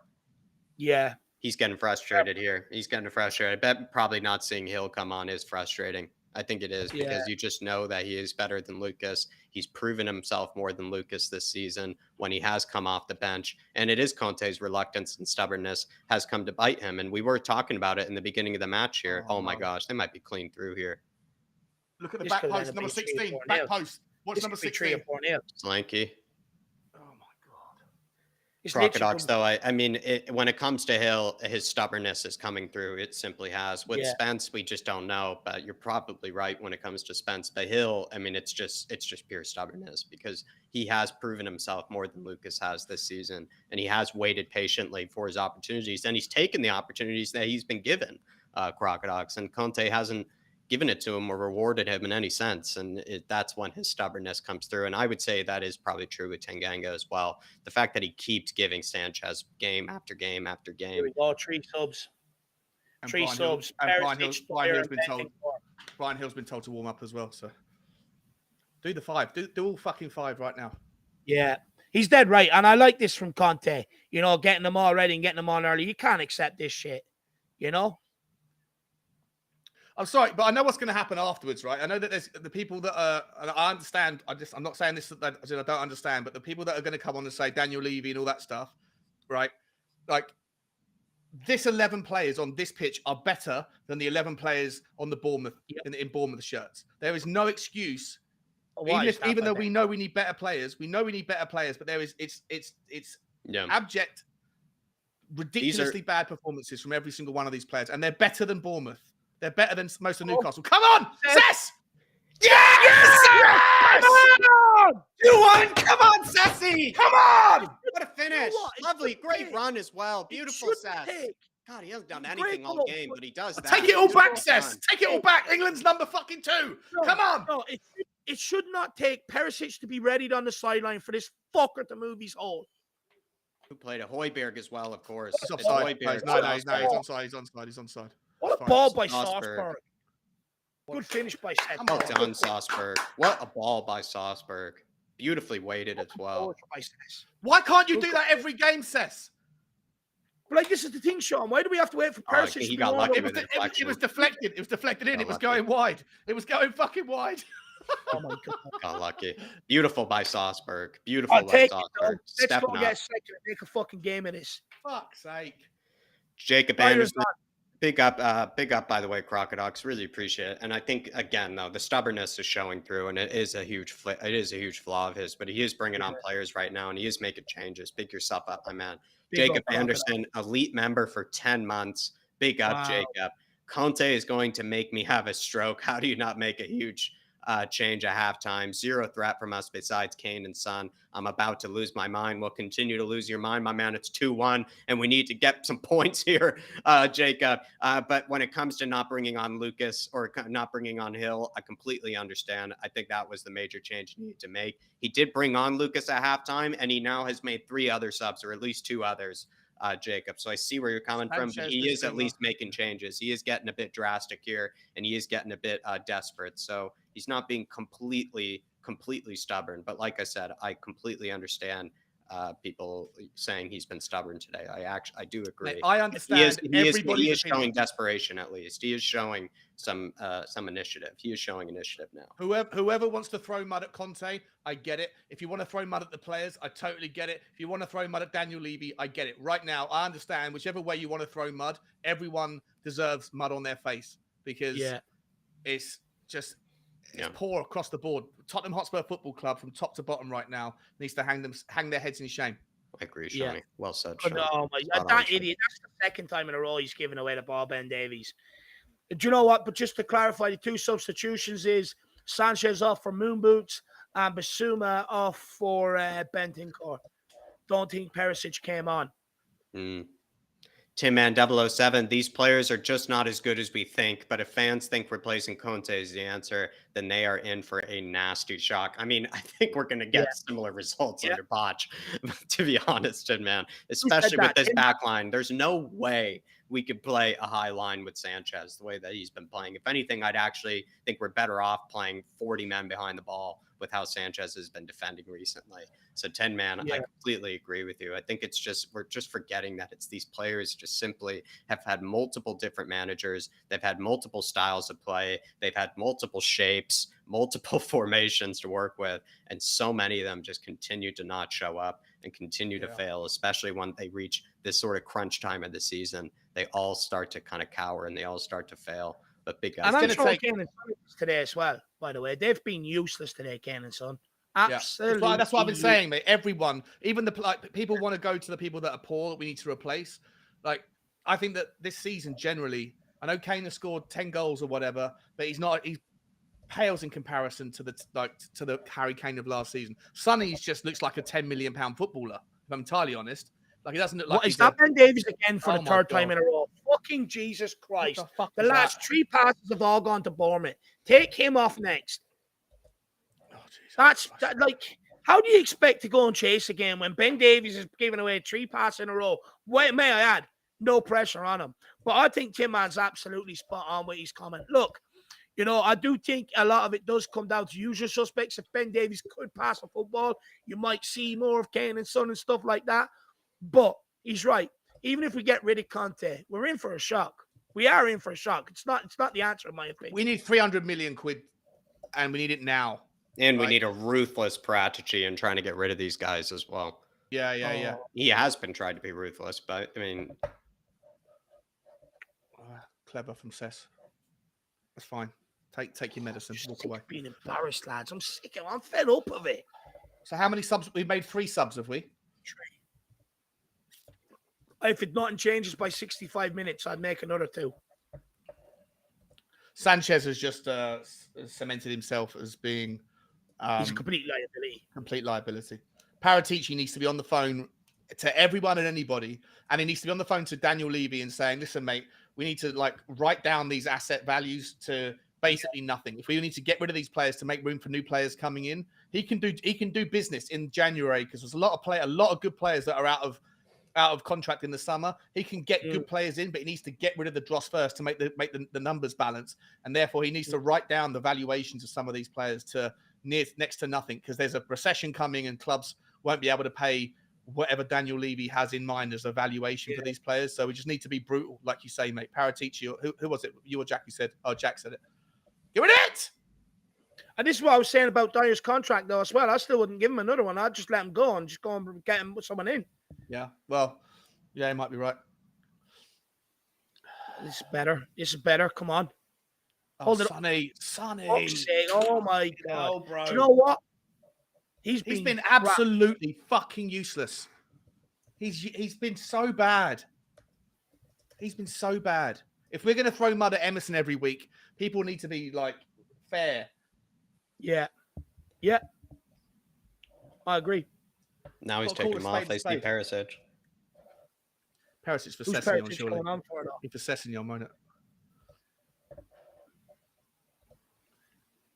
Perisic giving orders as well. It looks like there could be a little change in the way we attack. Who's this idiot? Compared to a 4-2-4. Come Who's here this with a idiot fucking piece of paper. Straight over there. Give me that. Twerp. It's got a fucking piece of paper. Oh, he's hauled off Emerson and put Sessignon on the right. That's interesting. I feel like Sessignon on the right is not going to be. Oh no, Bentancur loses the ball. Bentancur loses the ball. Fuck. Come on. Come on. There's two of yous there. One of yous making Jesus Christ. There's two of them running alongside him. One of them making challenge, man. There's two of yous. Look at Dyer and Højbjerg having a scream at each other. It's the same thing. It's happening in the week. Everyone wants to fucking shout and scream at each other. There's no unison. There's no fucking team spirit in these 11 players. There are 11 individuals right now. They're all blaming each other. Yeah. This is just painful. I need a nap after this. Let's go. Come on. Come on, Hugo. Let's fucking go. Perisic, turn and look. Fucking bastards. Needs to be a bit of urgency here.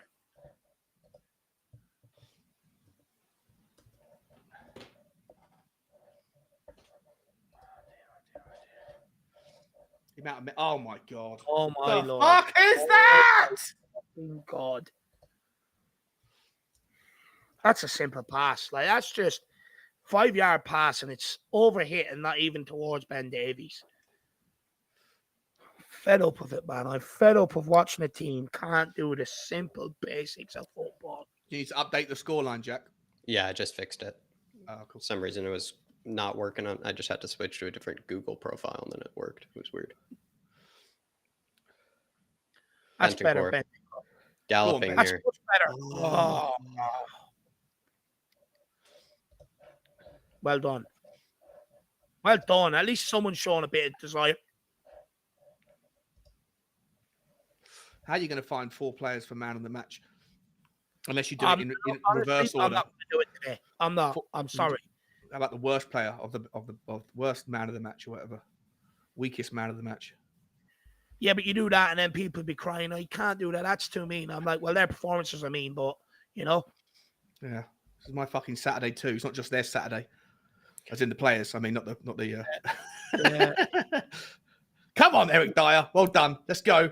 Let's go. Come on, Sonny. Bentancur. Don't turn the wrong way. Oh, that's a poor pass. Oh, it's a sloppy pass. Hospital. Just turn back. Dermot here with the super chat. This group of players have broken me. 41 years of supporting Spurs. I hope the owners, fans see past the Cowboys that are playing. I am broken. Let's go. Yeah, we're all talking with this, Dermotron. Look. I'm sorry. I'm going for a cigarette. I can't take this any longer. In fact, I think I might just give up. Fucking hell, Mora. Get Brian Hill on. Why does Brian Hill have to sit second in command to that fucking useless prick? Jesus Christ.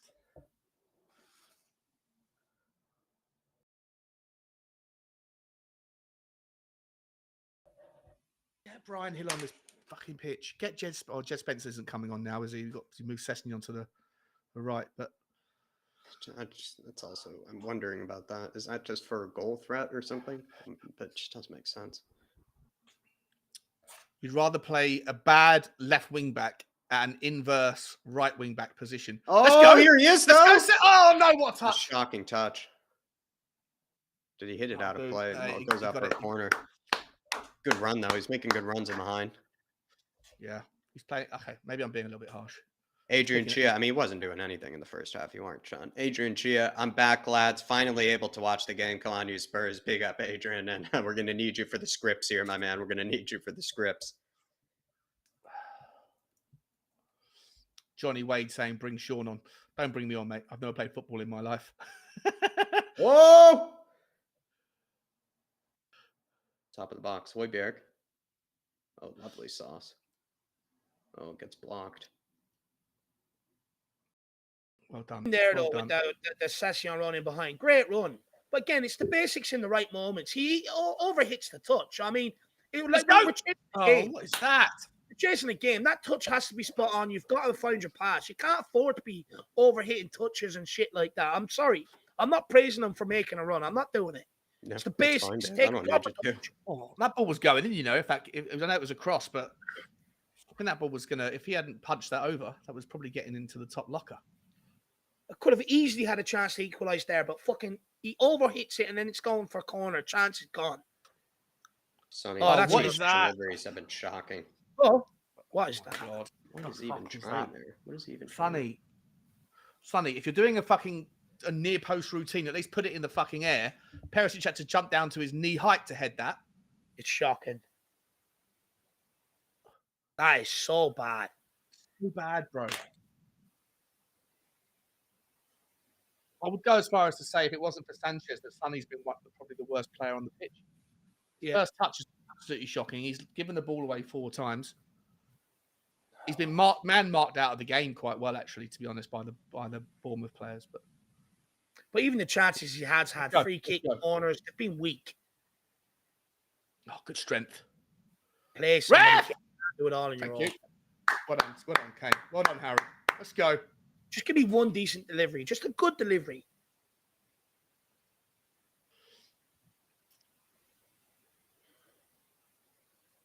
Who's that for?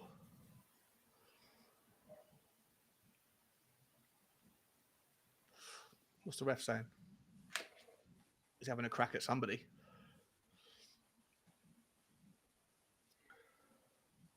Go on, give him a red card. Just ref, just let's get on with it, please. We barely create enough fizz with the time that's left, let alone you taking up more. Twat. At least there hasn't been the extent of the time wasting that was in the first game. In the game against It's Newcastle. going to get worse from here on out. Bournemouth players, any opportunity to get there's going to be time wasting. It's going to get worse.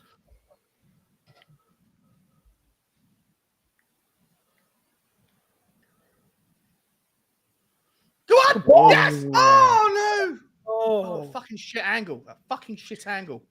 it's that Let's corner. go. Come on. I think that was a Come on. good ball, actually. It looked like, but someone Great got in the ball. way. It was a great balling. Good defending by that Bournemouth player, by the way. It was a very good ball. Another good delivery here. Come on, Sonny.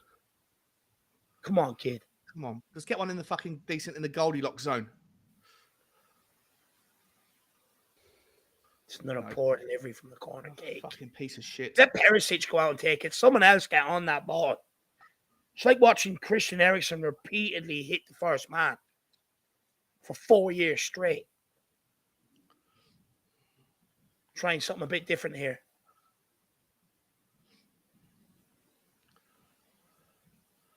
Sonny used to be able to beat a man. He doesn't try and beat a man as much, does he? No, you're spot on. Someone come looking for this. Come on, Perry. Oh, now we're going to pass it around the fucking back, are we? Oh, Jesus Christ. Make a decision, Davies. Good ball. Come on, Cess. He's going to come back on his left. I know it. Nice. Oh, good effort from how far out he was with that header. It's better. It's not enough, though. It's a good ball in that. Oh, he could have done better with that, you know. He's It's not away, easy. jumping away from Not goal. easy, but it's, not far away. He's jumping Come on, backwards. Tom. away from 20 goal. minutes.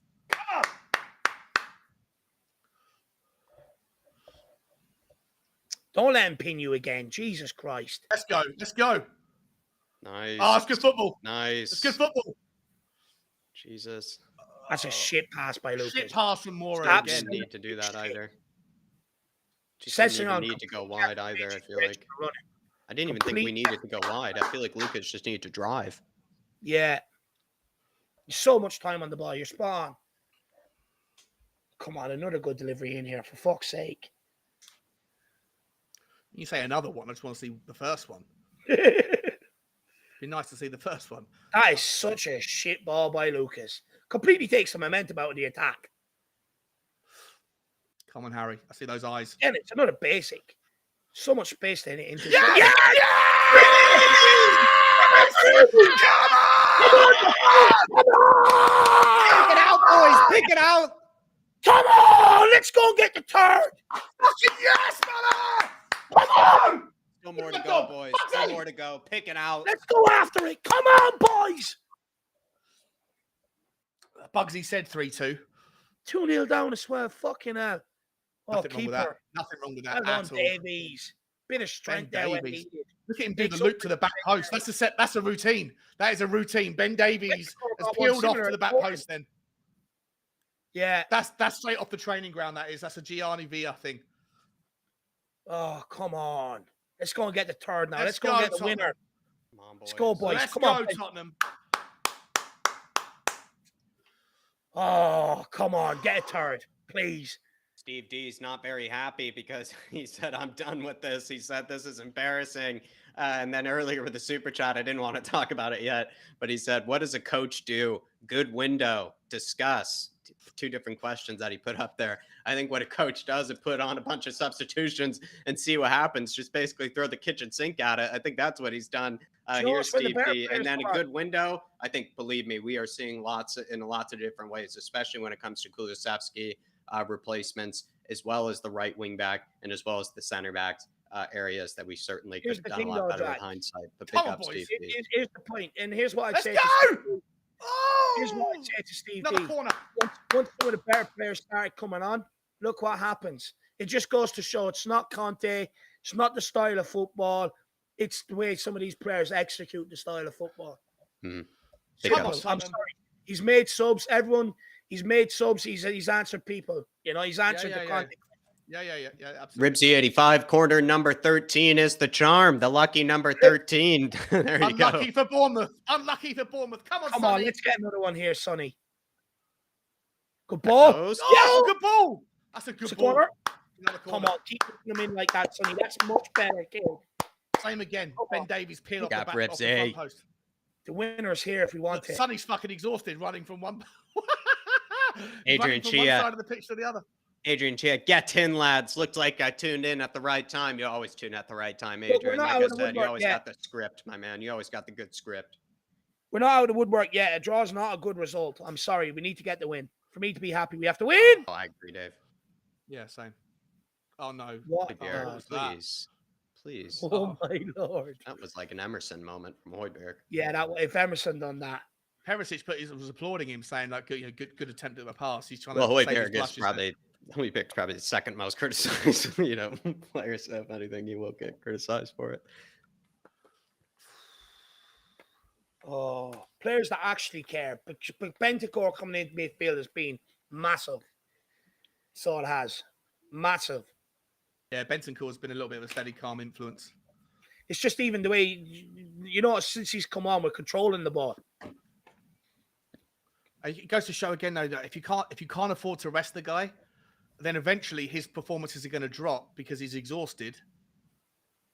And then people are going to go, Bentancur's had a bad game today. But it's the same. You can't rest. You can't rest. Like the youths don't get any games because you can't. Because no, I get it. I hear you, man. I hear you. It's fucking difficult. Man. Like, why can't Bissouma came to Tottenham. Everyone was happy. Even the biggest Levy out critics were like, "Fucking okay, that's a nice one.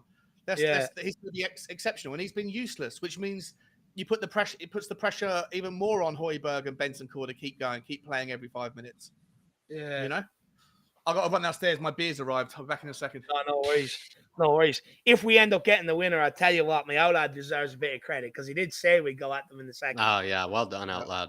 We got to get out of the woodwork first. We got to get the winner. At least we got. I mean, it's sad though. Steve D said here though, lads, how is it not Conte? If we need to be pants down, Sonny! Oh!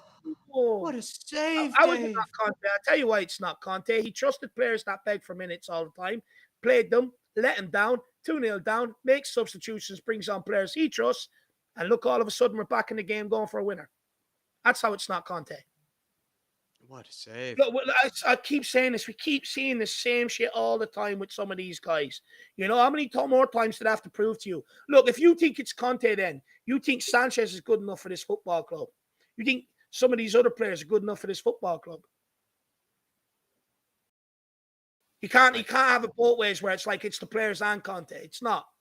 You know, if you think Conte is not good enough, then you think Sanchez is. You can't excuse Sanchez's performance out there today. Since he's come off, we look a lot more steady at the back.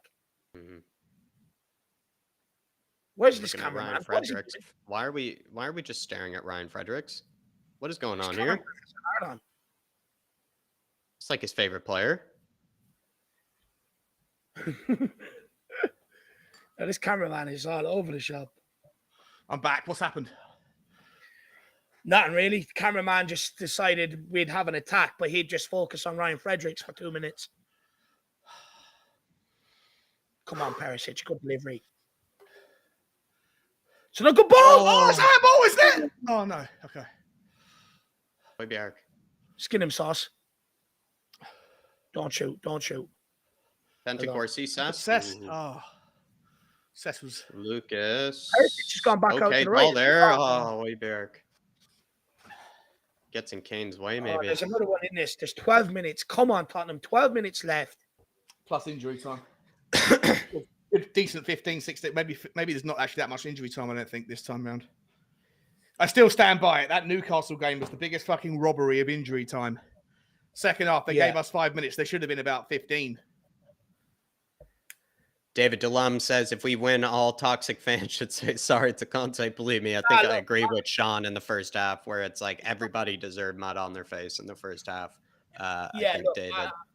I want to stress this. It's not toxic. Everybody is entitled to their opinion. It's football. It's the beautiful game. Everyone sees it through different lenses and sees it differently. It's just like the way I would view life and someone else views life differently because you're seeing it through different eyes. At the end of the day, everyone's entitled to their opinion. And I must stress this over here. You know, whether we agree with it, whether we don't agree with it, everyone is entitled to their opinion. Never be afraid to air it. And it's not toxic. It's not. At the end of the day, they're allowed to air their feelings just as much as I am about some of the players that I blame, you know? Yeah. Even the word divisive, you know, like I find, like, look, because Tottenham are playing the way they play, people are going to have different opinions. Everyone should just be able to say, I appreciate where you're coming from. I don't agree with that particular point, but good luck to you anyway, you know, rather than... Even if anything, sometimes what's always okay is just if you just disagree, but then just, you know, even try to see it through their lenses, even if you know you disagree. Even if you know you disagree, you can still try to, you know, see it where they're coming from. And when it comes to Conte, I can see why people could find this boring. I could see why people could find this hard to watch. And that's where believe me, I could see why people come from that angle. I just feel like if we always play better football when we're losing. It's like, tough. We always play better football, more enjoyable to watch football. The Outlad brought up earlier. It's what the Outlad brought up earlier. Lazy 8, traveling supporters sound fantastic. It's good to see, my man. I mean, I guess they had to go down south, I guess. Isn't Bournemouth south? So it's a couple of hours. South Coast, from Tottenham, from me, it's about an hour and 20 minutes. From Tottenham, it's probably like 2.5 hours, 2 hours, 2:15. A lot of traffic. But I know that Ben and Sim from We Are Tottenham TV were on the coach by 9 o'clock this morning. 10 o'clock this morning, drinking Malibu and Coke cans. And nice coach, by the way, fans. It is a nice coach. Yeah, it is. Yeah. Come on, Go on, Lucas. Go on, Luke. Yes, sir. Great free kick here. Give it to Sonny. Please give it to Sonny. Yeah, don't let Kane on it. Take Kane off it. There's no Eric Dyer, is there? Oh, there's Eric Dyer. There is Eric Dyer as well. Yeah. Do you know what? No, you give this one to Sonny, I think. Give it to Moon. No, maybe. I don't mind. Just anyone but Kane, to be honest. Yeah, anyone but Kane. Anybody but Kane. 22 yards out. How much you'd love to have a Kieran Trippier on your team right now. You know what? I'd love to see something different where you just get a player standing on the edge of the wall, just quickly turn, little chip over the top, running behind, put it in the back of the net. Something a bit different. Literally just stand on the shoulder of the wall. Huh? No one's going to expect that, are they? Or even Nobody Perisic is standing over it. Perisic is saying, I want a piece of this action. Oh, go on, let Perisic. Don't write me off with my left peg.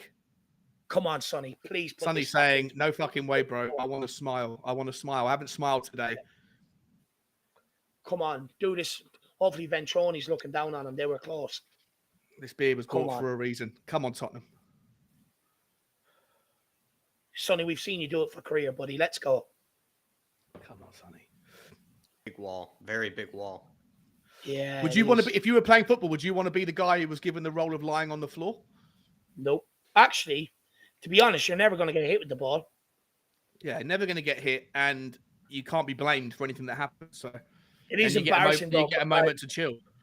I was listening to the Peter Crouch podcast, and usually the guy that's the draft excluder is just someone that doesn't like getting hit with the ball, or someone that's no use to them defending the draft excluder. Yeah, that's what he calls it. It's Perisic, is it? Perisic is looking like he's going to take it. Look at the size Sonny of the ball. hits the knees of the defenders. Maybe he tried to go. That's just poor. That was so all bad. that's for such an anticlimax. So bad. Oh, Lucas no. doesn't. Don't get broken now. Don't get broken. Stuck in here. He's got to get stuck in. Well done, Well Lucas. Well done, Lucas. Play it. Bentico with a beautiful ball. Oh! Salzburg goes for What's he calling for? What's he calling for?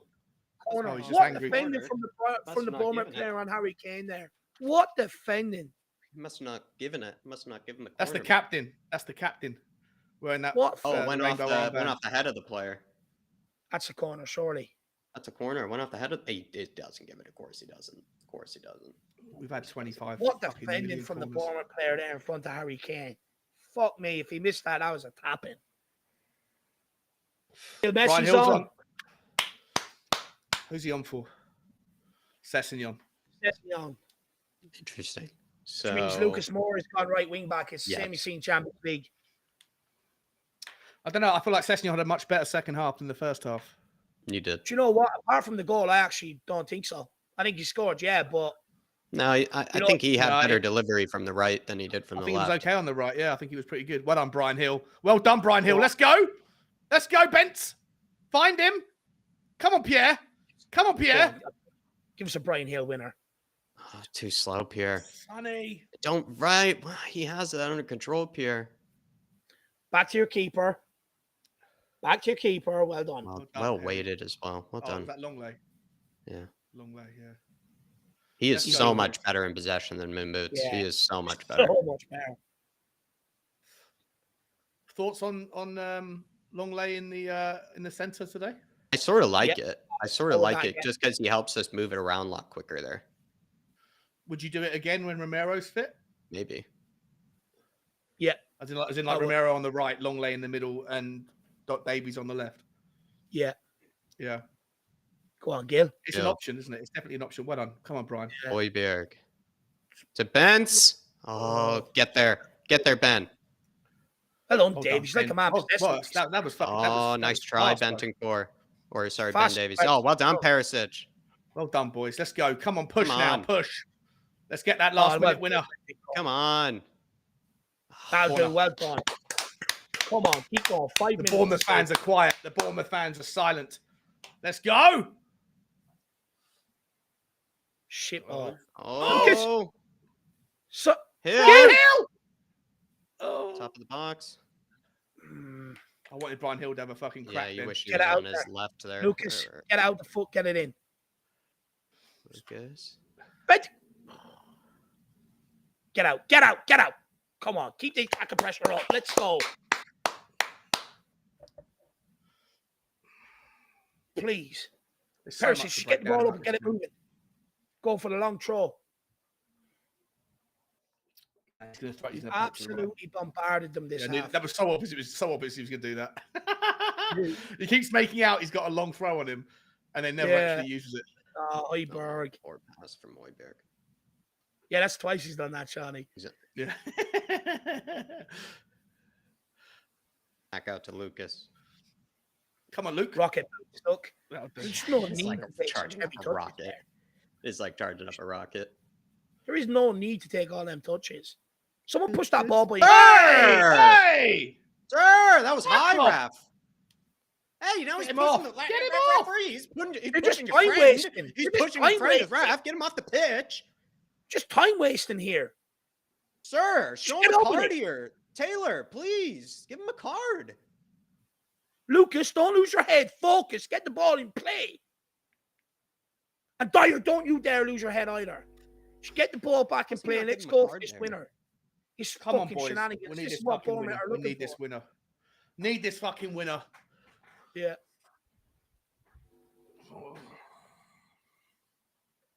Get it in play. What's This is a Taylor minute, taking just this fucking play time it. for? Referee, book him if he keeps talking to you. Fucking hell. Show some authority. Jesus Christ. You're just letting him time waste. Letting him do it.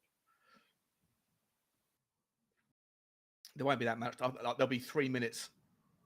Yeah, no, definitely only Not like maybe 3 not minutes. even You just that. put You the know? momentum out of the game by doing that bit of time waste, and the referee allows it. Nice Interesting. touch.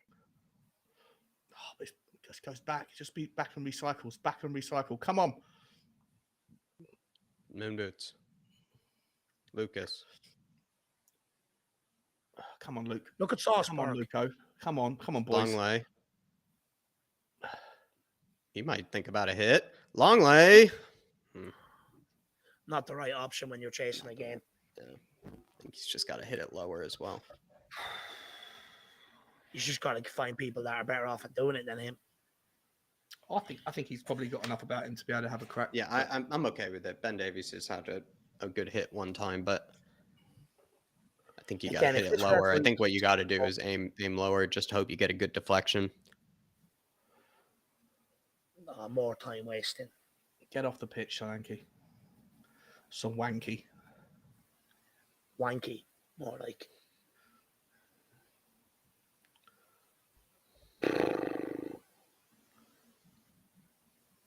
I knew this had happened. It's time wasting bollocks. Bringing on the defender for a striker. More notes. Jesus Christ. Let me guess. We're going to wait for them to set their shape up as Are well. they doing like takeout orders? Number 62 and number 9. Some plain What does soft Slanky noodles. want? What does Slanky need? Oh, beautiful. Oh, Now, Lucas, get your head up and use Gill. Use him. Get on Go your on, bike, no, Lucas. Get on your bike. Bounce him. Use Gill now. Use him now. Back to Switch Gil. it. Moon boots, ball in. Oh, someone went for a diving header. Lucas keeps Get it in by here. Lucas. What's going on? Somebody's more another time Bournemouth wasting. player down and time wasting. Another If Bournemouth is he player down really and time buying wasting. this? Turn the clock Is off, he please. Ref. really buying this? What a baldy slaphead. What? How is he still buying this? Jesus Christ. Does that mean we get a drop ball right where the player's injured? It's not even like Kane fouls him or anything. Now he's up. Like, now he's up. He's standing up. Didn't he just come on as well? To be fair to Bournemouth, I don't think we could accuse them too much of time wasting. Like, this is nothing to like. Newcastle were just another fucking level on that shit. It was another level, but they're starting to do it in the last Referee needs to fucking stamp it 5 out. minutes. minutes. 5 minutes of injury time. maybe. Well, I hope the first minute is going to be added on. It should be 6 minutes of injury time.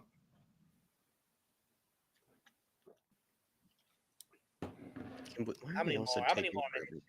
For Let's noise? ask him, does he want 2 sugars in his coffee after the game? Fucking hell. What is Anthony Taylor's problem as well? Punish them for this. He'll mess Oh, Brian. Lovely. One more. Oh, let it go. Step over. It goes straight to Brian. Perisic, one-on-one. Come on, Come Pezzi. back on your right. Oh, good ball. Good Oh, ball. corner. Let's get on. You don't need 10 minutes. Maybe to get set up. Perisic to take it. Oh. Brian Hill hanging If around they, there. if them ball boys keep fucking the balls around the place, I'm going to scream. I can feel it, boys. I can feel it. I can Punish feel them. us screaming. Punish I can feel us. I can fucking feel us screaming here, lads. Come on, Sean. I can feel it. I can feel it in my bones. 3-2. Oh, it went somewhere.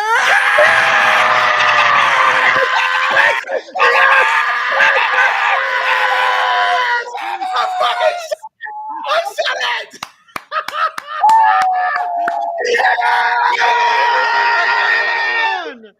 Woo! Clip that! Clip that, football terrorist! Come on! Come on! Football Paris.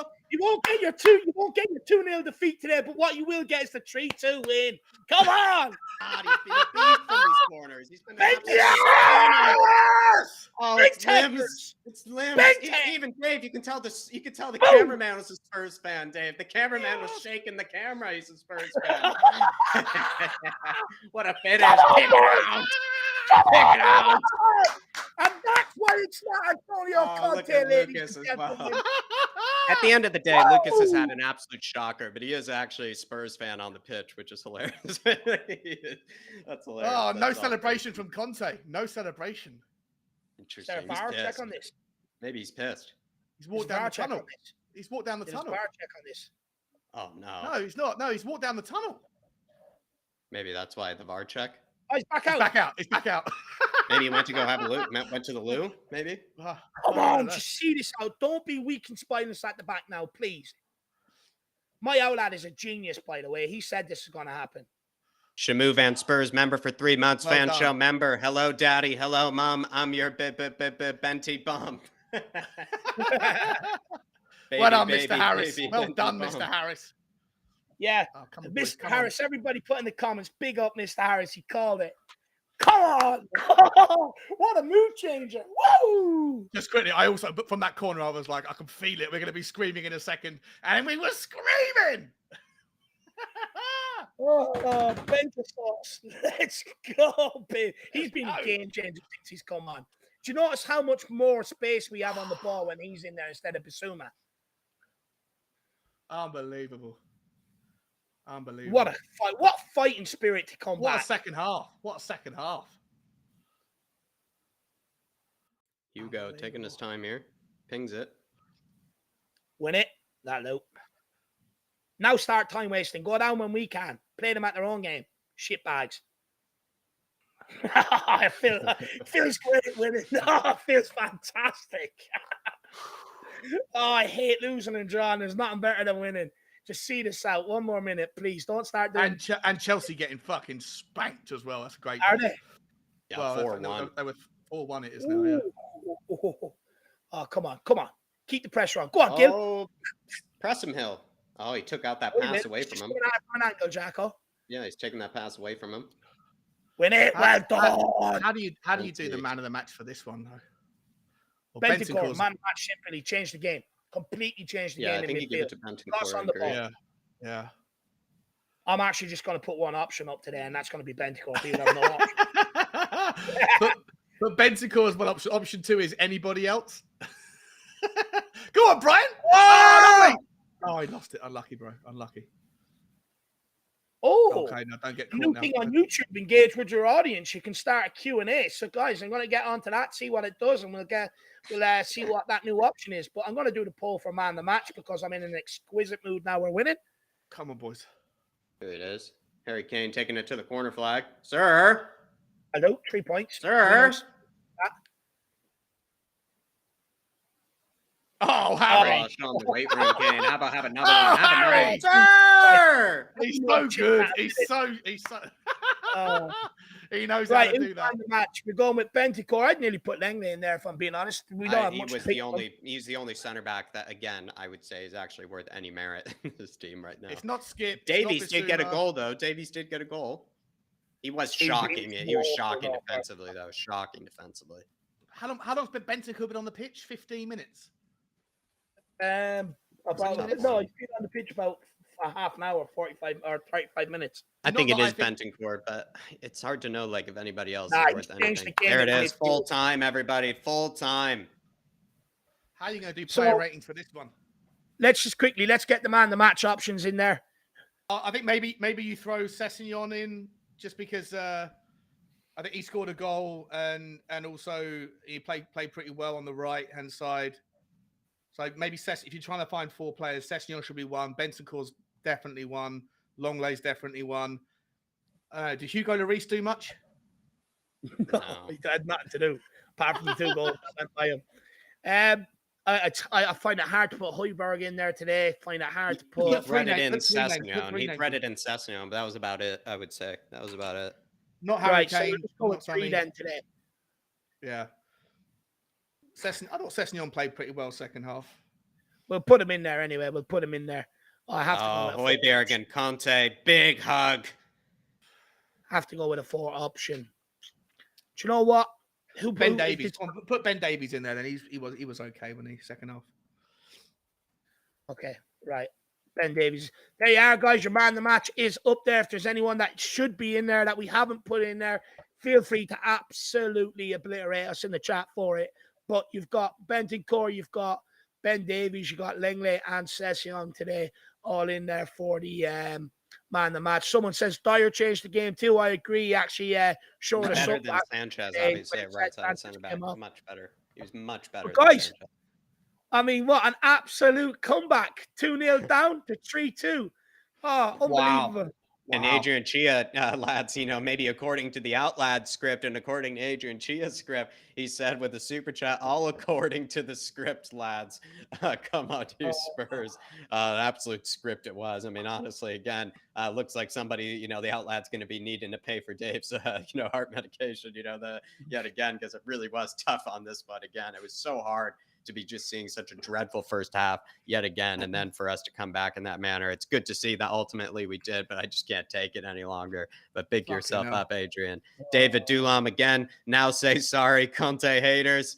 Again, I could see where people are. I love it, David. I love the housery. I must say, I do love the housery. Yeah, it's funny. It's funny. I love the housery, David. But I must say, to just anybody that might be offended, I completely understand why people are frustrated with that first half and why they might think that everybody, like Sean said perfectly, throws it. Everybody deserves a bit of mud on their face for the first half. So I completely, echo that. Big up, though, David. Love the housery. Scorpion fan for life. Super chat for you boys. What an absolute comeback. And there you are, Davo, on your kind of talking point there. And Shawnee, I mean, when we were told by Mr. Harris that there would be a comeback, I must be honest, I shot him down. And I didn't see it coming. There's nothing about the character, nothing about the sort of, backbone of these players that made me think that they were going to somehow pull a win. Maybe a draw, but I'll be honest, I didn't even see that coming. I'm going to hold my hands up. I don't want to, go back on what I said. So anybody want to say to that? I mean, the fact that somehow it did come true. Somehow actually the impossible or what seemed to be, ridiculous comeback actually did come back. I felt like it was coming. Once we got 2-1 in, I felt like, the second goal caught me by surprise a little bit, but the third goal, I felt like we had enough time on the clock and we had everything. We had all the possession. We had all of the opportunity. We had 28,317 corners. I feel like it was like at the end of the day, Bournemouth, it was once again a game of 2 halves. Bournemouth were great in the first half and then just sat back and tried to protect. And, I think you could make the argument, and the stats will tell the story. I think that you could say that Tottenham deserved the win, but like Bournemouth should feel like they let themselves down second half. Like and I think that they could have slowed the game down. Like that's their own naivety for not slowing the game down, not wasting time, not doing what Newcastle did so well. They stood up when they didn't have to. That guy who hurt his head or whatever, he got on his feet unnecessarily. Like he should have stayed down. Like, I'm not complaining about that, but like from Bournemouth's perspective, they'll feel like that was 3 points thrown away. From Tottenham's perspective, I don't want us to feel like suddenly we're back again, because we're not. Like there's so many cracks we papered over with that result, and so much to break down. More problems with certain players. More lackluster performances from our best players. But the good teams, the teams that go on and do things in the season, they find a way to get it done. Today we found a way to get it done. It's super stressful being a Tottenham fan. I didn't want to drink this week at all, and I couldn't handle it. And I just feel like I don't know. I'm celebrating the win, but I'm not celebrating the performance. But you have to. Last thing I'll say before I hand over to Dave is, I do think that at the end of at halftime, myself especially was saying, like, there's something about, we were talking about Welsh girls message comment saying, have they down tools? I think the second half shows that they haven't down tools. They do want to play for him. Yeah. And fair play to Conte. But I keep I don't. saying, yes, they have in the first half. So, You know Sean, what? maybe I keep being made a fool, like, because they No, convinced but me the that they players came have out. in the He first half. he brought the players on that needed to come on. I understand why he made changes today. 45 minutes or 30 or 20 minutes for Benson Core is not the same as 90. So hopefully Benson Core will still be okay for Tuesday. And look, I think we have to, pay respect where it's Yeah. due to the players that changed the game, but also look I want to see some players like Sanchez and etc. looking deep, a long, hard look in the mirror and figure out why it is that they think it's acceptable to turn around and throw their hands up and jump up and down like a little toddler, moaning at other people when really it's them. They're deflecting from their own poor performances to blame other people. But look, 3-2, great win. Or not a great win, a win, great 3 points. But there's more negatives, I think, than positives from this game. I do think, though, I agree with you. I think, look, the result obviously papers over the cracks, but I'm not going to sit here and complain about winning either, because we would have all lost it if we would have lost or drawn that game. The fact that we managed to pull it out of the bag. And I think where I will give them a bit of credit today is to show that spirit to come back from 2 down, to keep chasing the game, keep plugging away, keep trying to do the right things. And eventually we ended up getting our rewards. And as well, off the back of 3 games without a win, off the back of the October we had with the big week we've got coming up, sometimes like the confidence and all, look, that's why we went 2-0 down, but we grabbed something out of somewhere. And it does show that when certain players are on the pitch, there is that team spirit, there is that bit of camaraderie. But look, ultimately, it does paper over a lot of the cracks. There's a lot of players that should be highlighted today that will probably get rid of it because we ended up winning the game. But papered over the cracks, but still, I'm happy we got the 3 points in the bag at the end of the day, especially with Chelsea dropping points. Absolutely, especially with Chelsea dropping points and seeing the likes of a Graham Potter certainly embarrassed is always fun to see, especially for Davo. I know that's fun. Dark Sun G with the super chat saying, "This is why Liverpool and City win. If their forwards can't score, their midfield and defenders do." Really happy that Cess and Bentancur scored. Cess's second goal this season in the Premier League with Bentancur. Attacking wise is the best season for both of them. Good point, maybe. Dark Sun G. Scored 3 in 10 games, Jack, and it's more than what he scored in 174 club appearances before that. It is crazy. And what he's actually doing he's doing it with the noggin and less so with the feet, Dark Sun G. He actually kind of struggles, it seems like, to score with his feet, is what I would say. But he does do it pretty well with just being an absolute force. He's almost doing a Thomas Suchek style, you could say, just wandering into the box, just being a big man, getting in there and just putting his big head on it. You absolutely love it. Rising like a giraffe, rising like a phoenix, Dark Sun G. But Sessegnon, I mean, I must say, a brilliant run, a brilliant ball by Højbjerg, a lucky finish, but I'll take it. You absolutely need it, certainly. And I actually thought, weirdly, and this is just sort of the conundrum of a player that he is, I actually agree with Sean, where I thought he actually played better on the right than he actually did on the left, which is just confusing, if you ask me. Just kind of a confusing thing, but absolutely right. And it is something to be said about how Kane and Son ultimately didn't score today, maybe didn't really get a ton of service, but just didn't score. And it was the defenders and the midfield that were able to get us back in this game. And that is something that we absolutely should compliment them for. So big yourself up, Dark Sun G. It shows a lot of character and a lot of backbone of the other players to maybe take the responsibility to do, to just put the ball in the net themselves. I do want to highlight Bentancur's role here today, though. I think I'm glad Dark Sun G mentioned his name because, he was mentioning Ben Davies, I think, there really. But look, with Bentancur, for me, I want to highlight his role today because before he came on, we had 3 midfielders in there, but we couldn't get a grip of the ball, couldn't get a grip in possession. And I called it before the game. I said it, and we were talking TV and before the watch long. He's going to be a huge loss in that midfield because he can take the ball in these tight spaces. He can navigate himself out of trouble. But it's also he's got a decent passing range. And as soon as he came on, we dominated possession, absolutely dominated. Look at him. People tried to close him down. He's jinking in and out. And I thought he was absolutely crucial to this turnaround today, in my opinion, Bentancur. I think he was absolutely brilliant when he came on. And even his desire was one stage, and Bournemouth ended up winning a throw-in, but he had 3 bites at the same guy to try and dislodge the ball. I think it was absolutely sensational when he come on. And he for me, he was the catalyst. But what I will say, it does show that putting extra bodies in midfield is not always the answer. Sometimes it's about the quality of the bodies you have in the middle of the park. And we had one less body in there, but Bentancur done more than what Basuma and Skip both done in the first half, on the ball and off the ball. So for me, I think Bentancur was absolutely phenomenal today. I think we should highlight. I don't think we should forget about his role. It was absolutely phenomenal. Yeah, Dave, you're absolutely right. And he changed the game. And I think right now he's certainly leading in the polls by what I saw when it came to it. Probably But 3%.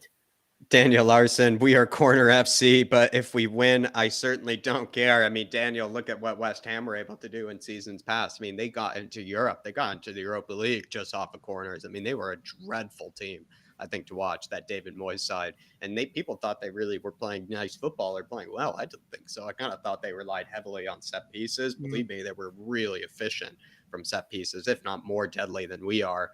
Probably from them. But then I honestly thought they were kind of a bit similar to what we are this season, like a few seasons past, where we're a bit dreadful to watch in opening halves, a bit dreadful sometimes in opening play, but we certainly can get those goals from the set pieces. And it really is the power of the set piece. It's almost invaluable, I would say, Daniel, because it's a great way to get yourself back into the game. And it's a great way to get goals against the run of play, simply as. You don't need to necessarily always get it, yourself back into the game by, sort of dictating the tempo. Sometimes just a nice set piece goal gets yourself a bit of confidence, maybe gives you that bit of extra energy that you were lacking earlier. All of a sudden you find yourself moving a bit quicker, thinking a bit quicker. And again, it's just a great way to get yourself confidence, I think, when you need a goal against the run of play. I think it is, always, it's almost invaluable, I would say, these set pieces that we're getting.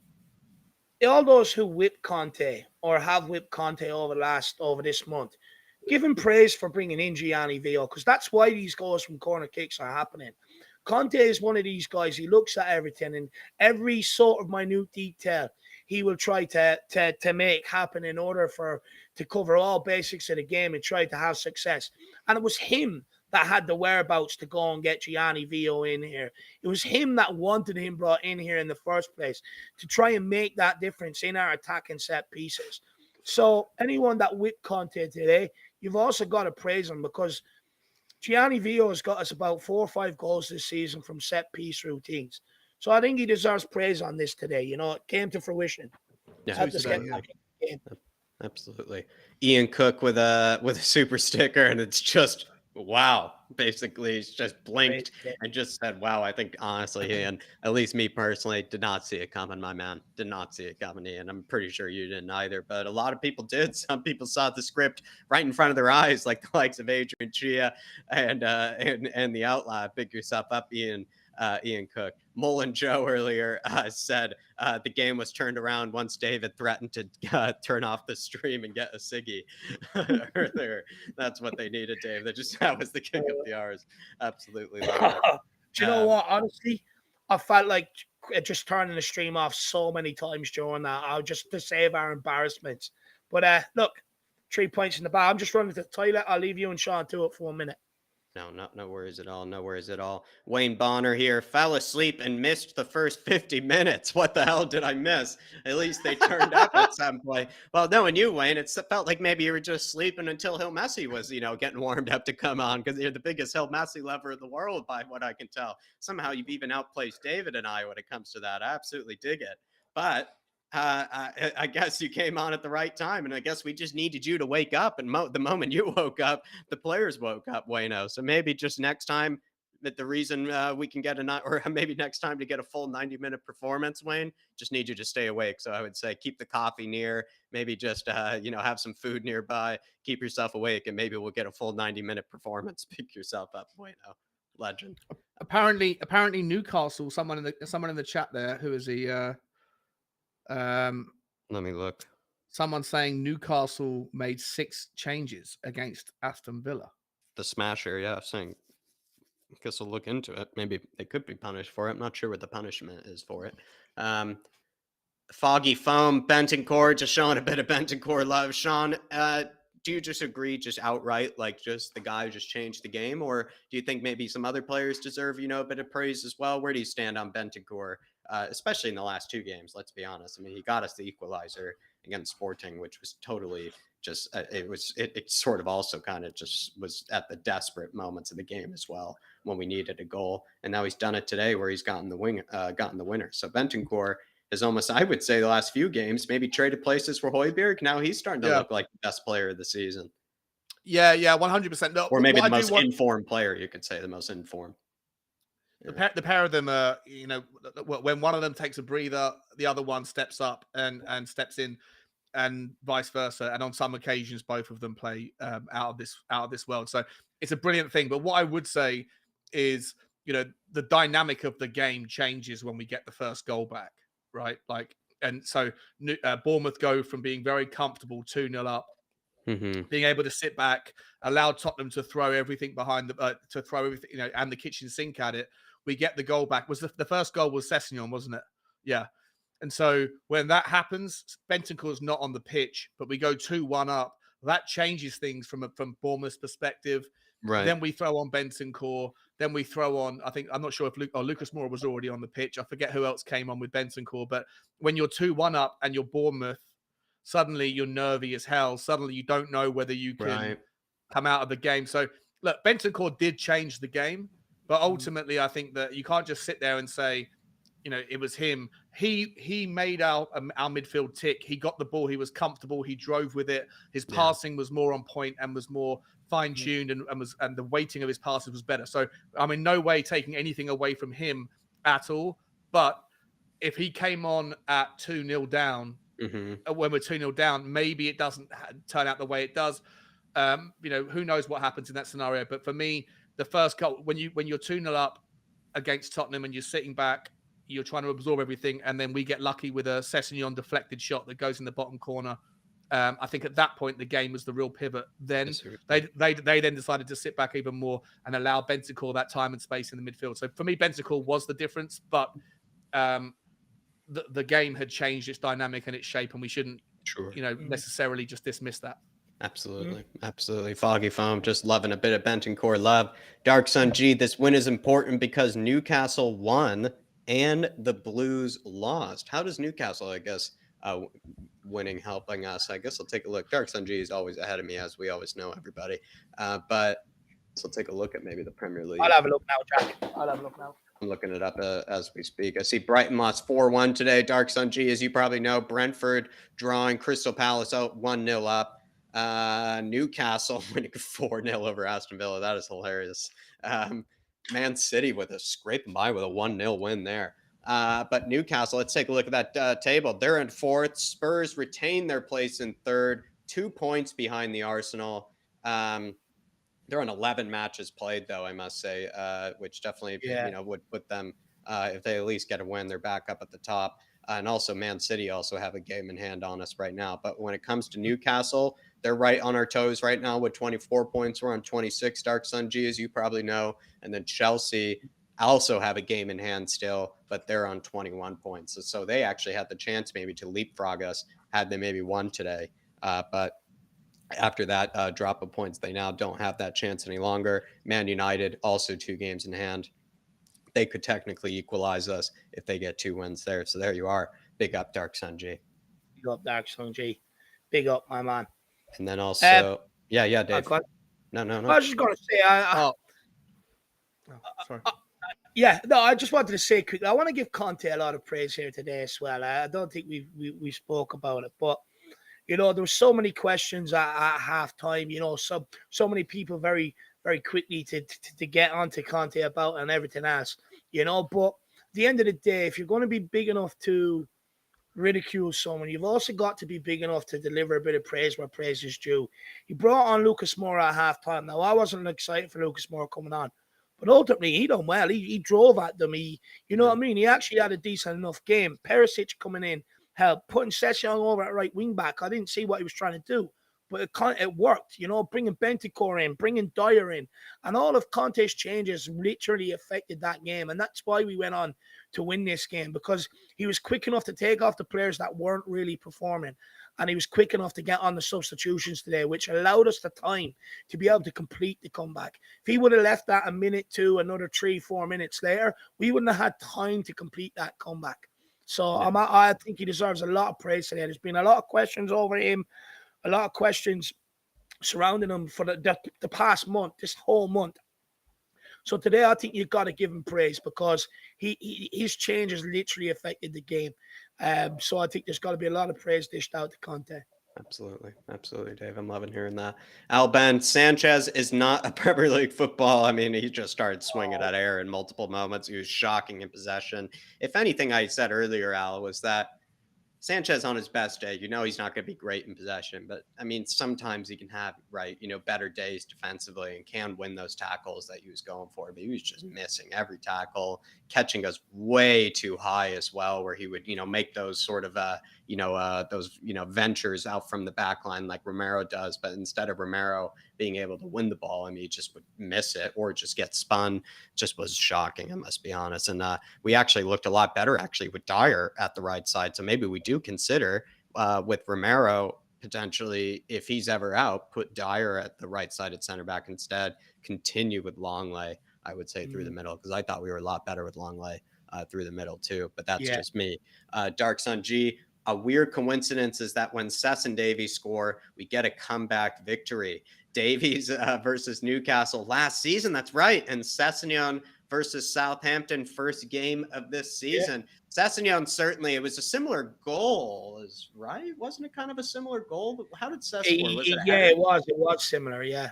Was it a header over, or was it I think it was from Højbjerg or somebody too? It might have been. Oh, no, sorry. Sessegnon had a second goal that game. It was ruled out. That was what was similar to today's goal. That's right. His other goal, I think, was coming in at the back post. Might have been I think it was a header at the back post, against Kyle Walker-Peters. That's right, now that I look at it. But you're right, Dark Sun G. I mean, he inspired the comeback in Southampton, but a better one, I actually think, and a better example he includes here is actually Davies versus Newcastle, because I remember giving Davies actually a lot of credit in that game, in that watch along we did, Dark Sun G, because I remember thinking that was a really clutch goal he actually scored, because we really had nothing going against Newcastle. We went down all of a sudden from a set piece. Davies basically clutched up, and it was a really good finish, I remember, as well. And then the moment that he got that finish, Spurs sparked a bit of life into themselves, woke themselves up, and then they all of a sudden turned the comeback on. So I think the Davies one is an absolute a peach of a one to remember. Absolutely right, Dark Sun G. Appreciate it, my man. Mia W, thoughts on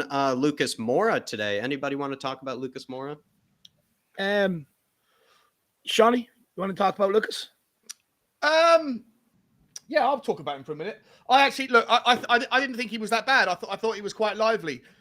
I want to go back and watch the kind of extended highlights again. I might even go back there and watch the whole second half again. I'm not going to watch the first half, but I feel like Tottenham, I think we actually battered Bournemouth. I think there was two mistakes, two breaks of play.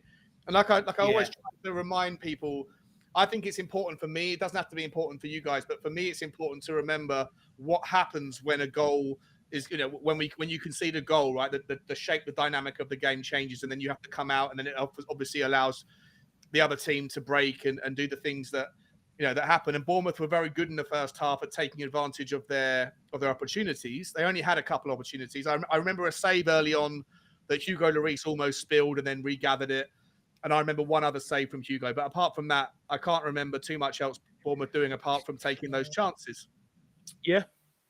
No. I think that overall, I know the question was about Lucas Moura, but I think that overall, Tottenham were the better team by far today. We peppered them. Obviously, there were so many reasons to be frustrated in the first half. The individual players. I thought when Lucas Moura came on, we all wanted Brian Hill to come on instead. Mm-hmm. And I think probably, like I said last time I did a watch along with you guys, I think it was in the week, we wanted, let's not be guilty of over egging the pudding when we're talking about Brian Hill, always giving him credit. Sometimes, if he does something good, we'll praise it accordingly. If he doesn't, we'll criticize him like we would everyone else. And I was thinking to myself, am I being overly harsh on Lucas Moura today because I wanted to see Brian Hill instead? But actually, on reflection, I think Lucas Moura did offer a bit of a dynamic shift. I don't think he was brilliant. I don't think he was excellent or anything like that. But I do think that he got the ball. He was creative. He did run at the drive at the players, and I think he put in a good shift. So, taking aside the fact that I would have rather seen Brian Hill on the pitch, I think Tottenham overall were a better team, and I think that I'm going to reflect on this game once I've taken the heat out of the emotion. I think Tottenham deserved the win, and on top of that, I think that Lucas Moura did a decent shift today, and I think that you'll see that reflected in impartial people's average ratings for players.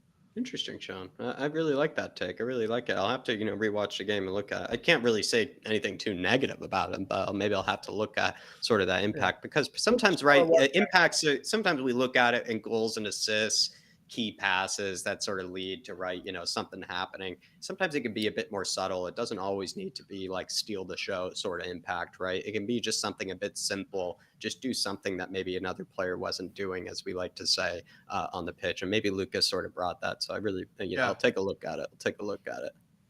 John Stokes here. Fuck yeah, let it rip. Says Sean. He's looking for a bit of release here. I bet he's just screaming out the window at this stage. He needed that win, Davo. He needed that win. We all needed it. We all needed it. I mean, I was ready to fucking cry. Honestly, I was on the verge of tears. I was just, I don't know how many more I can take us not watch.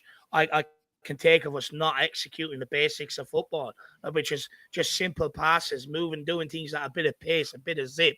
I mean, I was on borderline tears. I was so frustrated. But look, at the end of the day, we came into this no confidence whatsoever. And regardless of how you do it, it was just about getting over the line today, getting the 3 points on the board, heading into a big week. And we done that. We done that from 2-0 down. Yes, we made it hard on ourselves, but ultimately we ended up getting out of it. So I'm happy in that regard. Absolutely right. Big up, Johnny. Hopefully you're keeping well, my man. I bet he's absolutely loving it. Absolutely. Pull the beers out, John. Absolutely digging it, my man. We saved ourselves. Big up. To Bottom Duda with a really interesting one here. And I can't wait to talk about this next week, lads, because we've been alluding to it. We sort of had like a brief discussion, I think, about it on Thursday with the Jor call. To Bottom Duda, if you got the chance, you and I have been speaking about it to Bottom Duda back and forth, but I do want to get kind of Sean and Dave's thoughts on this. To Bottom Duda saying here, another game where the 3-5-2 didn't work. It won't work with this sort of set of players. The squad is really thin right now. We can't even rest our best players. Is the 3-5-2 starting to maybe underwhelm you guys? Is the 3-5-2 maybe not what it was cut out to be? Is it something that Conte could do differently? Perhaps something the players as well could do differently? Do we not have the personnel for it? Is it simply that? What are our thoughts on the 3-5-2, guys? I don't think it works when you have two players in the two up top who are just so bang out of form. Right. Especially Sonny. Like, I don't want to be someone who's like playing off the Sonny versus Kane thing, because I love them both, but Sonny is just so unbelievably out of form that I just don't think that the 3-5-2 works. If you're going to play three people, listen, before the game, I said, look, if you're going to experiment with the back three and have Longley in the middle when you got to play Sanchez because Romero's exhausted and Davies, then I understand the need to play the three in the front. But look, it just didn't work. Because it could have worked, maybe should have worked had Sonny, had a better first touch. But every time Sonny got the ball, his first touch was poor, and he ended up like losing possession. Harry Kane was appalling as well to hit, and I'm saying that relative to what their expectations, what we have as expectations. So the 3-5-2 I think can work when you have Sonny and Kane who are on form, and also if you have that player that can drive the ball forward and is playing full of confidence. And right now that requires Bentancur to start. If you need to rest Bentancur, if you need to do all that stuff with the back three, then I think you have to go 3-4-3 and just take the risk. I think you have to. Is it the levels of Højbjerg and Bentancur in comparison to Basuma and Skip right now? Yeah. To Sean, like, is it that maybe if like Bentancur and Højbjerg aren't natural, right, going forward, like, but they seem to be able to do a semblance of a job. Like, they can do something, yeah. Just look at their stats even too, right? Like, they're getting goals and assists right now this season. They're doing a decent job at it. But what we saw from Skip and Basuma today Are they So just disappointed in maybe are Basuma. they just So not disappointed. able to deliver that sort of forward, thinking, that sort of ability to maybe deliver in the final thirds a bit? It's not like they need to be scoring goals, but they just need to maybe be a bit more dynamic, I think, going forward and helping us going forward in, taking Yeah. responsibility because it's a 3-5-2 ultimately. Like you have three midfielders, you need to maybe take more initiative, it feels like, but I don't know. For me, it does, mate. For me, it's like, sorry, Dave. He wanted to No, come no, in no. there. Go on, Sorry, go on, mate. go on. No, go on, Okay, go on, go on. I'll be real quick. For me, I feel like I love Skippy, but I'm going to have patience with that kid's development. Like I think he tries his hardest. Right, you can never doubt his work rate. You can never doubt his intention. He tries to do everything right. I think at the start of the second half, he was whipping balls in. He was getting better in the first 40 minutes, though. He would get forward, get into good positions, and then you could see he was just like, I don't have confidence in anything I'm going to do right now, and that's a problem, but a problem that we can work on. He's a young kid. He shouldn't be having to have that responsibility week in, week out. There should be other people around him, like a Bissouma, who's come from a brilliant Brighton team and the Right. best player in that Brighton team. And he's come into Tottenham. We've tried him in a 4, we've tried him in a 5 across the midfield. And basically, with the exception of a couple of halves of football here and there, in 15 games, well, I'm not sure how many games he's actually played in. Maybe in the 8 games that he's appeared in, with the exception of maybe like little moments, half an hour's here, half an hour's there, he's looked like a fish out of water, a duck out of water. He doesn't look particularly. He looks positionally naive defensively, and when he does come forward, his passing, his weight of his passing, and his thought process of where to put the ball, it looks so alien to him versus the version of him that we saw last season at Brighton. I can't figure it out, but that for me is a massive disappointment. And at the moment, yeah, I think that force, unfortunately, like you were saying earlier, Dave, when you can't rely on these other players that have come in that are expected to improve the team, like Bissouma, it's different for Spence, but like for people like him that are expected to be able to come in, assimilate and acclimatize and acclimate into the system, and they haven't, it adds more pressure on the playing time requirements of people like Bentancur, people like Højbjerg. That You're leads right. to either dropping in form or injuries later on. And so I'm looking for Bissouma to kind of up his game. He needs to really fucking up his game because he's hit the collateral damage of him not being ready is going to end up catching up with us in a multitude of different ways. He needs to really step up. Sorry, Dave. Oh, no. I think I definitely agree with you on Basuma. I think, look, when he stepped in on West Ham when Bentancur was suspended, other times he stepped in, other games he stepped in. He is so far off Bentancur and Højbjerg. It is unbelievable.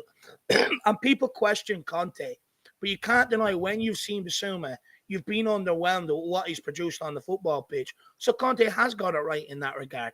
For me, when I look at it, it's clear he's so far off it. But a player of Bentancur's ability, if they were similar, Basuma and Bentancur, you shouldn't see so much of a difference in that second half in the midfield play between someone like Basuma and Bentancur.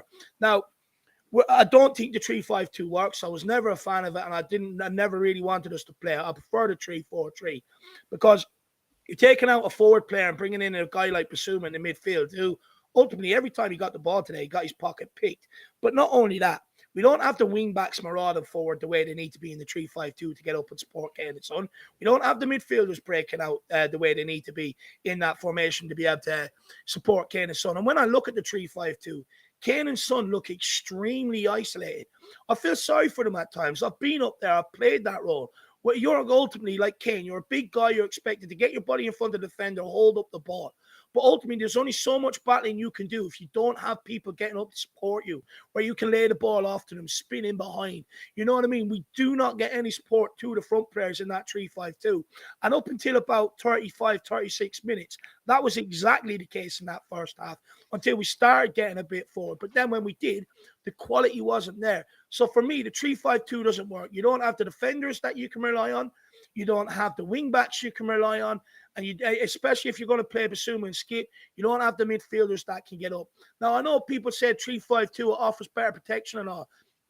Maybe so, but also, We're you not can get protecting ourselves with the ball, though, as well. That's the problem, yeah, is that we can be maybe defensively solid with them, but we're not going to be able to protect ourselves with the ball. We put exactly. And ourselves in that's the trouble. problem. In games like today against Bournemouth, you should be able to go there and play on the front foot, play your 3-4-3. And I forgot what I was going to say now. Well, we're going to get back But to it because Bottom Dude has another really good, super chat that I think we'll discuss still in the midfield. But Ben Kaufman saying, I was on the Bentoncourt hype train first. Pick up, Ben. Really hope you're keeping well, my man. And are you sure hopefully, though, Ben? Are you sure you weren't one of these Juve rejects? I don't know. I question this one. I do. I question this one because a lot of people were angry in January with the window and called these guys Juve rejects before they got here. at the same time, though, Dave, maybe he'll be kind enough, to let us Is onto it the one of train. these where they come good and you claim to be the first one in the line? Maybe he'll be kind enough to let us onto the train, like I know Ellie has. Ellie's been kind enough to let people onto the Hoiberg love train. Maybe Ben Kaufman will be kind enough to let people I'm onto only his messing with you, Bentoncourt Benji. love train. Big up, my man. Hopefully you're keeping well, and like I said, hopefully there's enough, spaces. Hopefully there's enough, seats available, my man, in your left train. Big up, brother. Bottom Duda, our midfield needs reinforcements along with that back line. Very poor and no creativity. Hope now we understand that we don't have a good enough third midfielder. Sean, I mean, Yeah. with the way that sort of, like we just said, Hoiberg, Bentoncourt, they're kind of doing their best right now going forward, but we all know that they're ultimately limited in some capacity going forward. Basuma and Skip have not shown really any good technical ability going forward. Yeah. The third midfielder, a sort of Madison type, or maybe a Malinowski type, who knows, whatever you could fit, or a Weston McKennie even, with what we're kind of looking at right now in January. We are missing a third midfielder, a guy that can be comfortable making those runs forward and comfortable being maybe an extra goal scorer, at least an extra threat, right? Yeah, look, I don't know. I did a video this morning, but I didn't actually end up uploading it because I wasn't happy with it and I'd run out of time. But my question, it was a short video, and my question was going to be to the people that were going to watch it. Like, if you had to prioritize one position right now, what do you go with? Right? Like, but some people, I doubt it, but some people might want to see Hugo Lloris replaced. But for sure, there's three positions, right? A centre back that can compete with Eric Dyer, a right wing back that can improve on what we have in that role, or the creative spark that can unpick a defense, to be a locksmith. And if you had to pick one, like, what is the priority? And like, I literally, it was like an 8-minute video, and the last 3 minutes of it was me going, like, in my own mind, speaking out loud, going, well, I don't know. And I can't figure out whether I think that if we had a better back three, if we had someone like a Skriniar or a De Vrij or whoever that could come in there and be absolutely rock solid in the center, and then you have Romero on the right and Longley on the left, for example, then does that allow the midfielders like Bentoncourt, Hoiberg, Skippy and Basuma to have less pressure for them to have to sit there and be constantly worried about the mistakes of the back, and then they can go and play that role? Or if you have someone like a Madison or Weston McKennie or whoever, like you just said, a Malinowski, then does that put so much pressure on the opposition that they can't move forward in the same vein that they currently do against Tottenham? And or do you go to the right wing back, and then we know the example or the reasons why that would work better? But I don't know what is more important, Jack. I can't for the life of me prioritize one of those positions over the other three, because they are all so weak at the moment, and they are all so important that if you had to pick one, I'd love to know if anyone in the comments is listening to you right now, like, which one is it that you want to go for as a priority? Would a lot of our problems be fixed? I agree with the bottom duty here, especially he says the back line, of course, needs to be upgraded. I think he knows that. David knows that. We all know that. But when it comes to the other areas that need to be upgraded, we've invested a lot into the midfield, and I think we are missing that sort of goal-scoring midfielder at the moment, or at least that extra sort of threat if we are to go to the 3-5-2. But could we fix maybe a lot of those problems for the time being, right? Sort of alleviate it by have maybe a better threat of a right wing back, or a better threat of a left wing back even, because let's be honest, the left wing back hasn't really been very threatening going forward either. Maybe if you had just a better wing back that actually offered some sort of goal threat, or offered some sort of real creativity threat, and that we could rely upon game in, game out, perhaps that would take a bit of pressure off the midfield as well going forward. For me, I think you've got to improve that back line first, if I'm being honest. It's like anything. It's like building a house, a business, anything like that. You've got to build a solid foundation first, and then after that, you go through the rungs and you start building better. So for me, I think that back line, because you can't keep going 1-0 down, 2-0 down. Like today was a freak one coming back 3-2. You can't do that every single week. And for me, I think you've got to start with the back line and then you work your way up the field, in my opinion. Like the great Sir Alex Ferguson always said it. Attacks win you games, but defense wins you leagues. And if you have a solid back line, like for instance, Langley today, how quick was he to move that ball left and right? If you have proper players in there that can do that, you're going to see Tottenham a lot more on the front foot. You're going to see us get up to them areas. Then after that, once you've sorted that out, then you start sprinkling it with the right players that have the vision and stuff like that.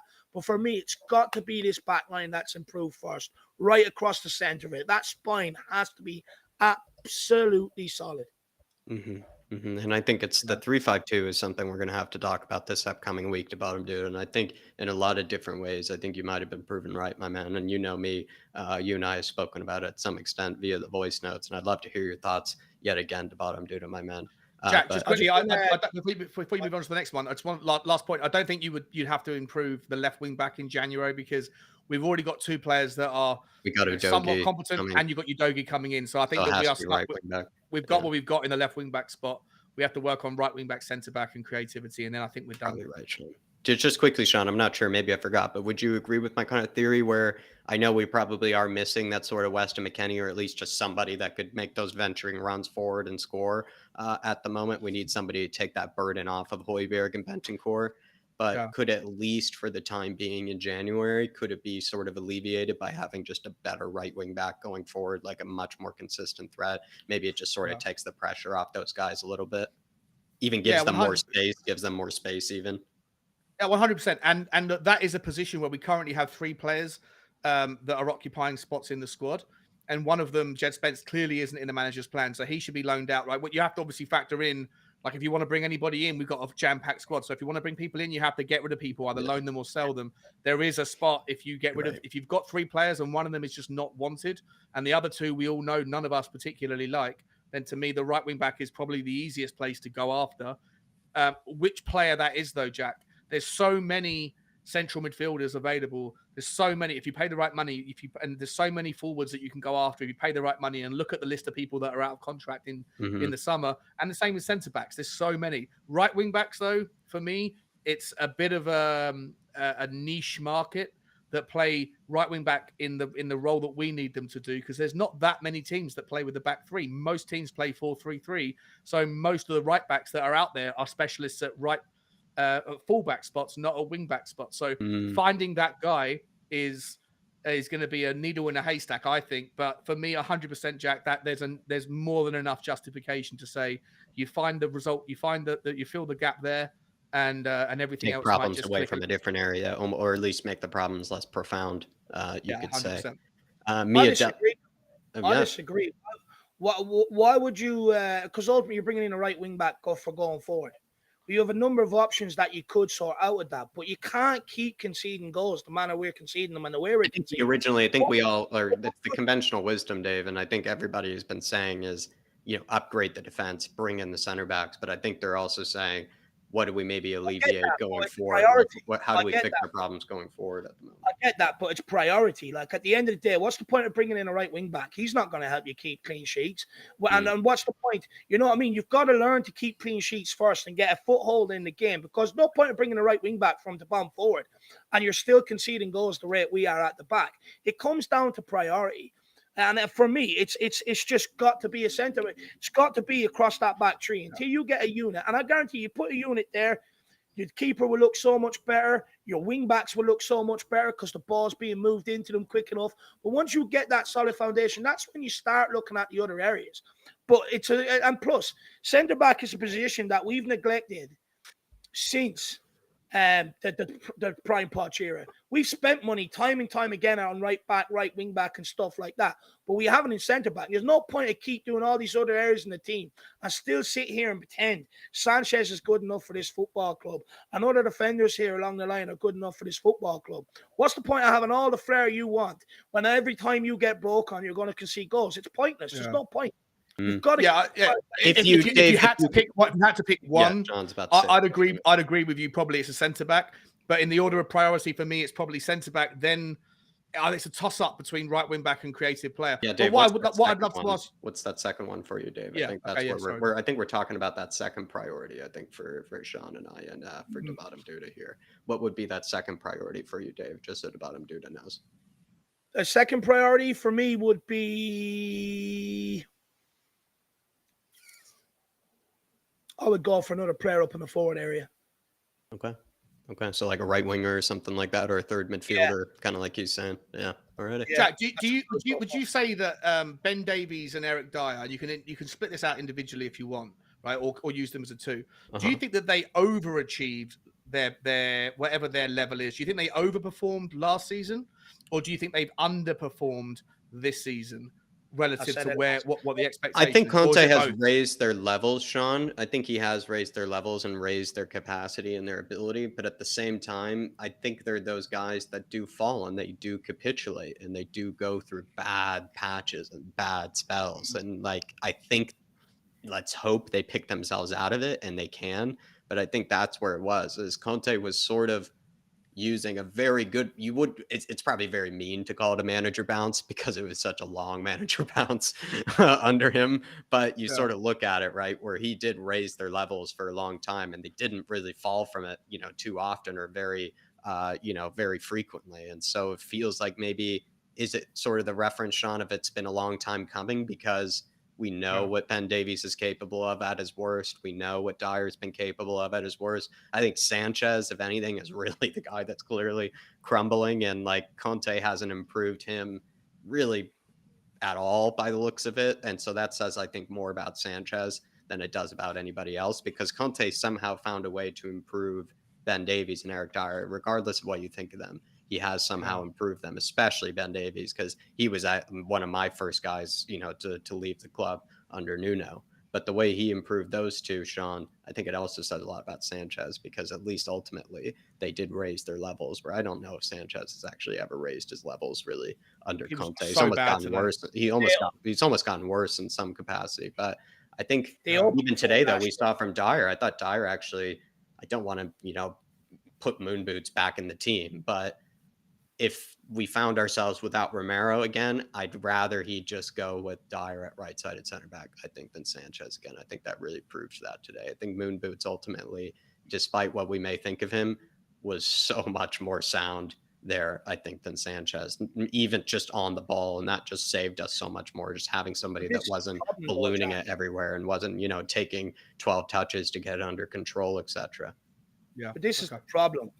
They play 4 or 5 bad games on the trot, and then they come in, they have a good game. And, at the end of the day, this is the problem. It's the inconsistency of these guys. And for me, there's not I don't care. Ben Davies, okay, he scored today, but there were 3 or 4 times there in the second I don't half. think he was great defensively.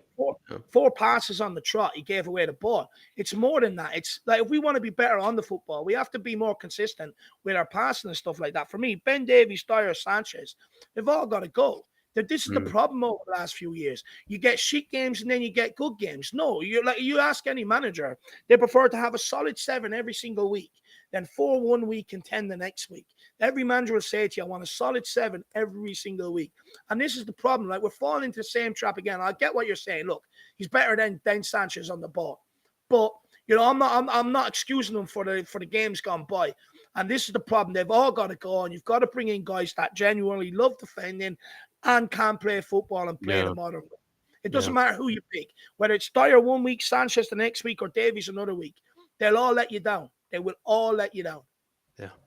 Big up, Mia W. Sanchez couldn't win a prize in one of those prizes every time, in one of those prize machines. So I think, the one with the claw or something like that, I think she means like he couldn't win a prize anytime. Happy with the point.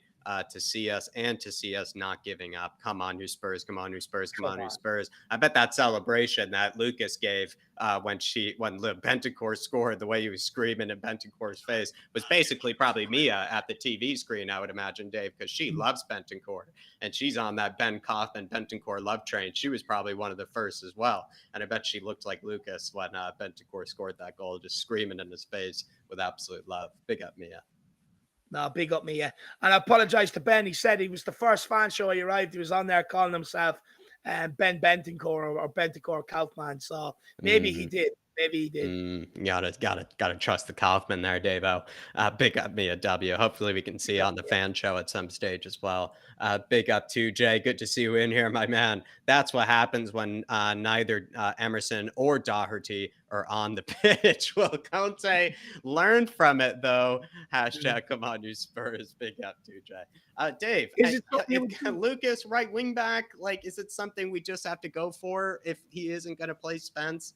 Do we just persist with something different? I don't even Emerson, like he makes these moments where I totally see where people just absolutely despise the guy, like that, drop kick, in the Gaelic football and things like that, Davo. But there were moments I thought in the first half where actually he was doing a whole lot more than Sessegnon, and we, find ourselves where we're criticizing, I think, Emerson more than we ever do Sessegnon. Where they really ultimately were either the same, if not Emerson a tad better. But I agree with 2J. I mean, once I think Lucas came on the pitch, he made more of an impact than maybe we realized, and a bit of a subtle impact, you could say. And perhaps at right wing back, him and Hill Messi is a decent combination. It definitely overwhelms teams. Two really good dribblers, kind of going at a defense. Should we consider Lucas Moura at right wing back? I think it's something I would consider, Jack, if I'm being 3-5-2 honest. maybe too, especially if you're doing 3-5-2, you could consider it. Nah, do you know what? Yeah, but look, maybe he could get up and support Kane and Son a bit more than what Emerson or Doherty can in the 3-5-2.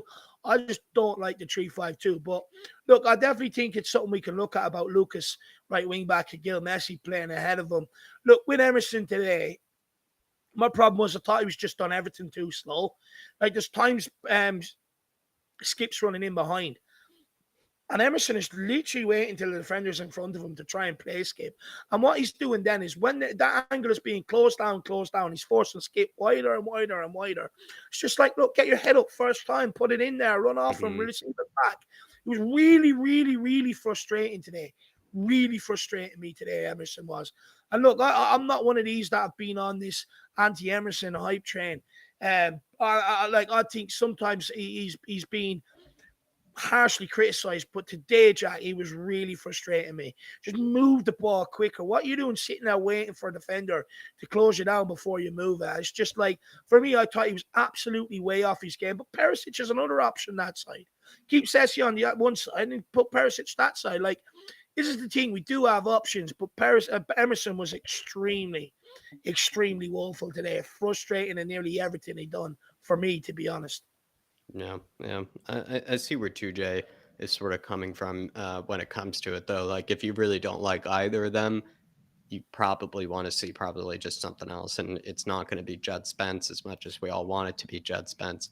He just something different. And I guess Lucas could be that man. And I'm not convinced about it where you could start with it, but I did like that he went to it. And I do like that he throws Lucas around the pitch. He's throwing him, behind the strikers in games. He's throwing him at right wing. He's throwing him at a right wing back. Say what you will about Lucas. If you're frustrated, I think he subtly kind of did a job today. I'm not going to commend him, incredibly, but he did a job today. And that's all we ask, I think, from the bench. And he played a few different positions. Yeah. I think going forward, Jack, the quality of the balls coming in from that side were better once we made the changes as well. It's also probably because when we had Hill and him, like Lucas can drive down the right with his right foot, but Hill can, of course, cut inside on the left, which is also something difficult for defenders because they're ultimately both have a bit of quickness to them and they both have that bit of that step on their defender if they get it. So I bet they are kind of a tough sort of pair to deal with, I would imagine as well. But pick yourself up too, Jay. It's good to see you, brother. Good to see you. Dark Sun G. David, weren't you and I the only ones really happy with Ben? Maybe Ben Davies? No, Bentoncourt. Jack, come on now. This time he means Bentoncourt. Okay. Yeah, I'm never going to be happy with Ben Davies. The guy gives me sleepless nights along with others. Look, I would say, look, Ben apparently was in on it as well. And I think he is right. I think I actually remember the fan show, to be honest with you. But look, Dark Sun G, I'd say we're one of a few because let's be honest, most of the fan base called them rejects. So we've got to be one of the few, to be honest with you. because we never labeled them as rejects. Absolutely. That's not no Dark Sun G would not have. Big up, my man. Do appreciate it, Big up, brother. Phil Coys as well saying big confidence builder, that win for Marseille Tuesday. Sean, I'm putting in your channel. I've put it in a couple of times so far. Thanks, through the game as well. But while I'm kind of getting that all together, Sean, kind of another question for you here from Phil 123 Coys. Big up, my man. He says big confidence builder, that win was for Marseille. And I do remember somebody said it was sort of a must win for that reason, Sean, if we wanted to have any sort of hope or even optimism going into Tuesday, because had they lost today, I think we would have been doomed. It felt like, at least confidence wise as fans, I think even as players, they would have been doomed going into Tuesday. Yeah, look, I still expect there to be major problems on Tuesday. I think that I know that we'll get through it. We'll figure it out, but it's not going to be easy. It's not going to be easy. It's going to be another one where we're on tenterhooks the whole night, and where we're probably going to be crying and effing and blinding and screaming and frustrated and all that stuff for, let's hope not 95 minutes. Let's hope that we're upset for maybe 20. It's going to be 90 minutes. Yeah, it is. But look, we got the job done in the end. I'm looking forward to listening to Conte's I haven't seen it. I'm sure he's already spoken, but the post-match presser. And let's just hope that everyone got away with a clean bill of health. And let's hope that people like Bentancur didn't exhaust themselves too much, and that Romero's going to be fully fit again, and that Højbjerg, that there's no real new issues or problems. And apparently there might even be a chance that Decky could be back. So it would be nice to see some sort of level of better quality players on the starting 11. But it was one of those games. Really, I love coming on with you boys. It's been fantastic once again. A real emotional roller coaster. And if you wanted me to shout out my channel, it's Spurs Talk Show. So thanks for absolutely. Thanks for having me. Justice, get over to Spurs Talk Show. Check out the morning walks with Bugsy Malone, the dog.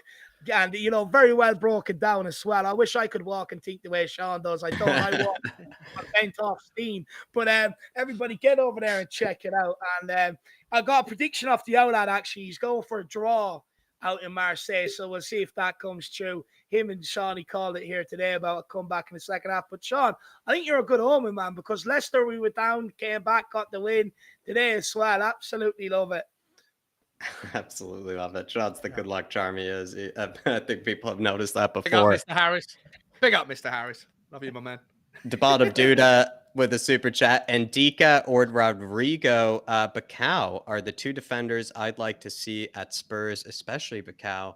We can easily sign him from Udinese, another brilliant Udinese defender coming out of there. I must say, they really are kind of turning into a bit of a factory over there, at least for kind of letting players prosper and kind of letting players kind of sort of develop, it seems like, because a lot of players that I've liked recently that have kind of gone around Europe have come from Udinese at some stage or time. And I would say, actually, just funny enough, to Bottom Duda, maybe a third midfielder we could take a look at. Not maybe my first choice, but I've always been a big fan of Rodrigo de Paul, I must say, as well. Perhaps steal him from Atletico.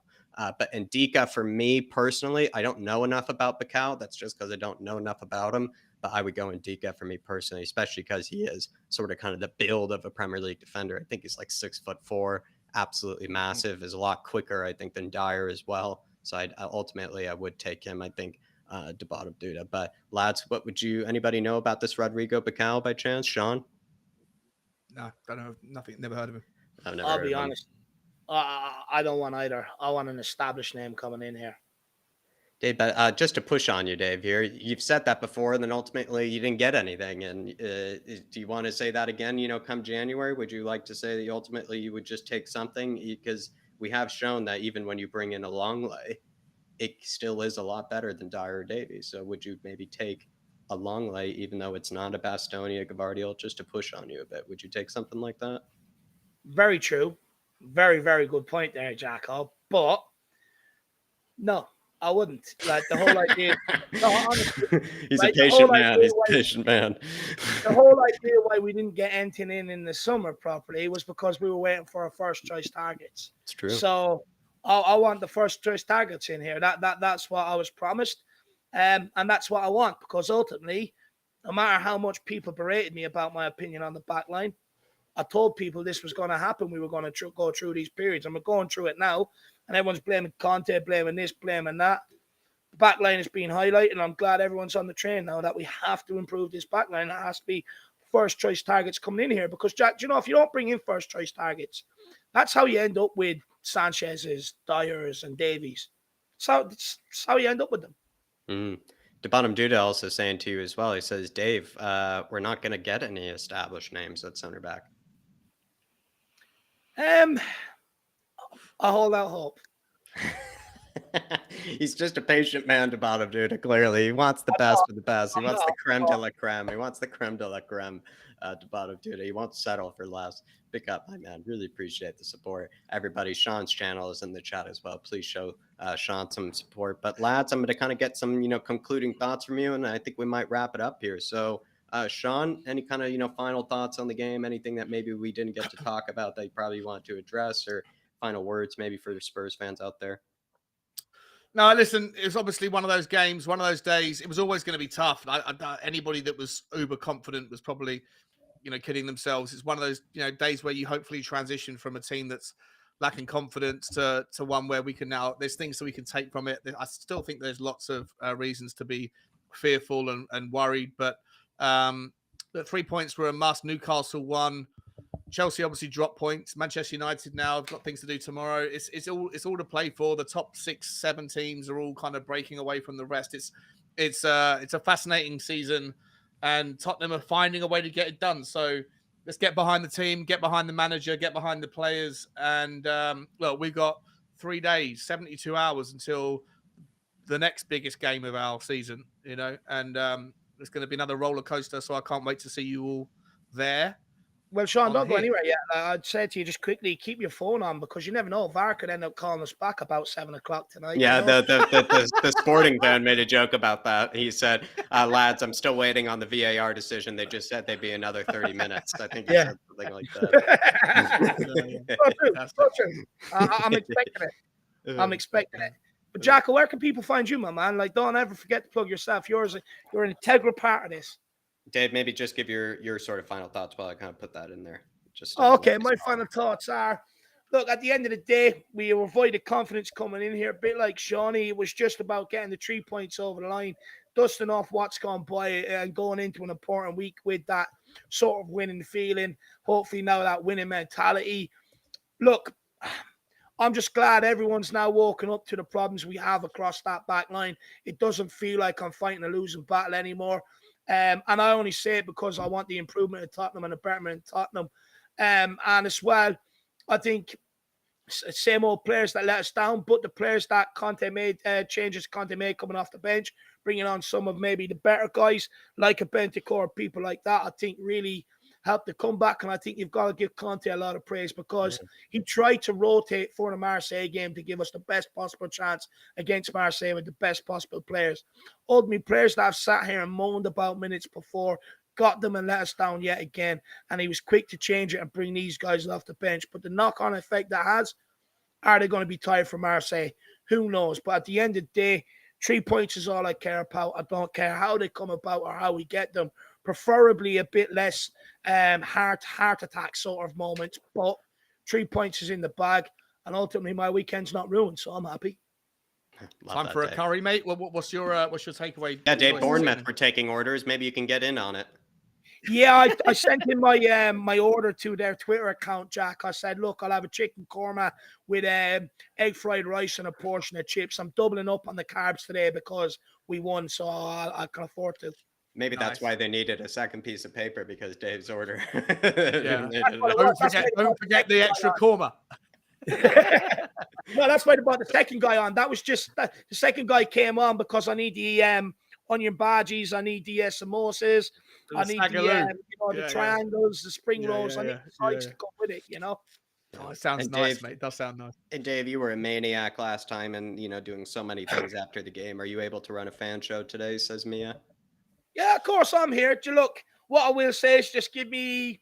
I did say an hour last time. Look, give me an hour this time. Maybe an hour and 15. I'll have the fan show up. I'm just gonna go and have a quick sandwich and just chat to the boys quickly, and then I'll get the fan show up and running, and you guys could come on and have your say on all things Tottenham.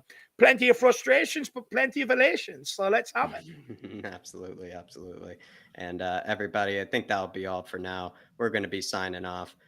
Everybody smash that like button as well on your way out if you haven't already. We've had so many in the house for today. So if you have enjoyed this watch along, and you do enjoy these watch alongs and this crew, just smash the like button. It really does help out the channel a lot. Look out for the fan show later. Look out for the fan cam interviews later. All that sort of good content as well. And also, I'm reminding myself right now to put in a community post section as well for the Twitter reacts tomorrow. So look out for that too. But everybody, as always, come on, you Spurs. Come on, you Spurs. In Conte we trust. And we will Conte we be trust. seeing ya. Go on. Come on.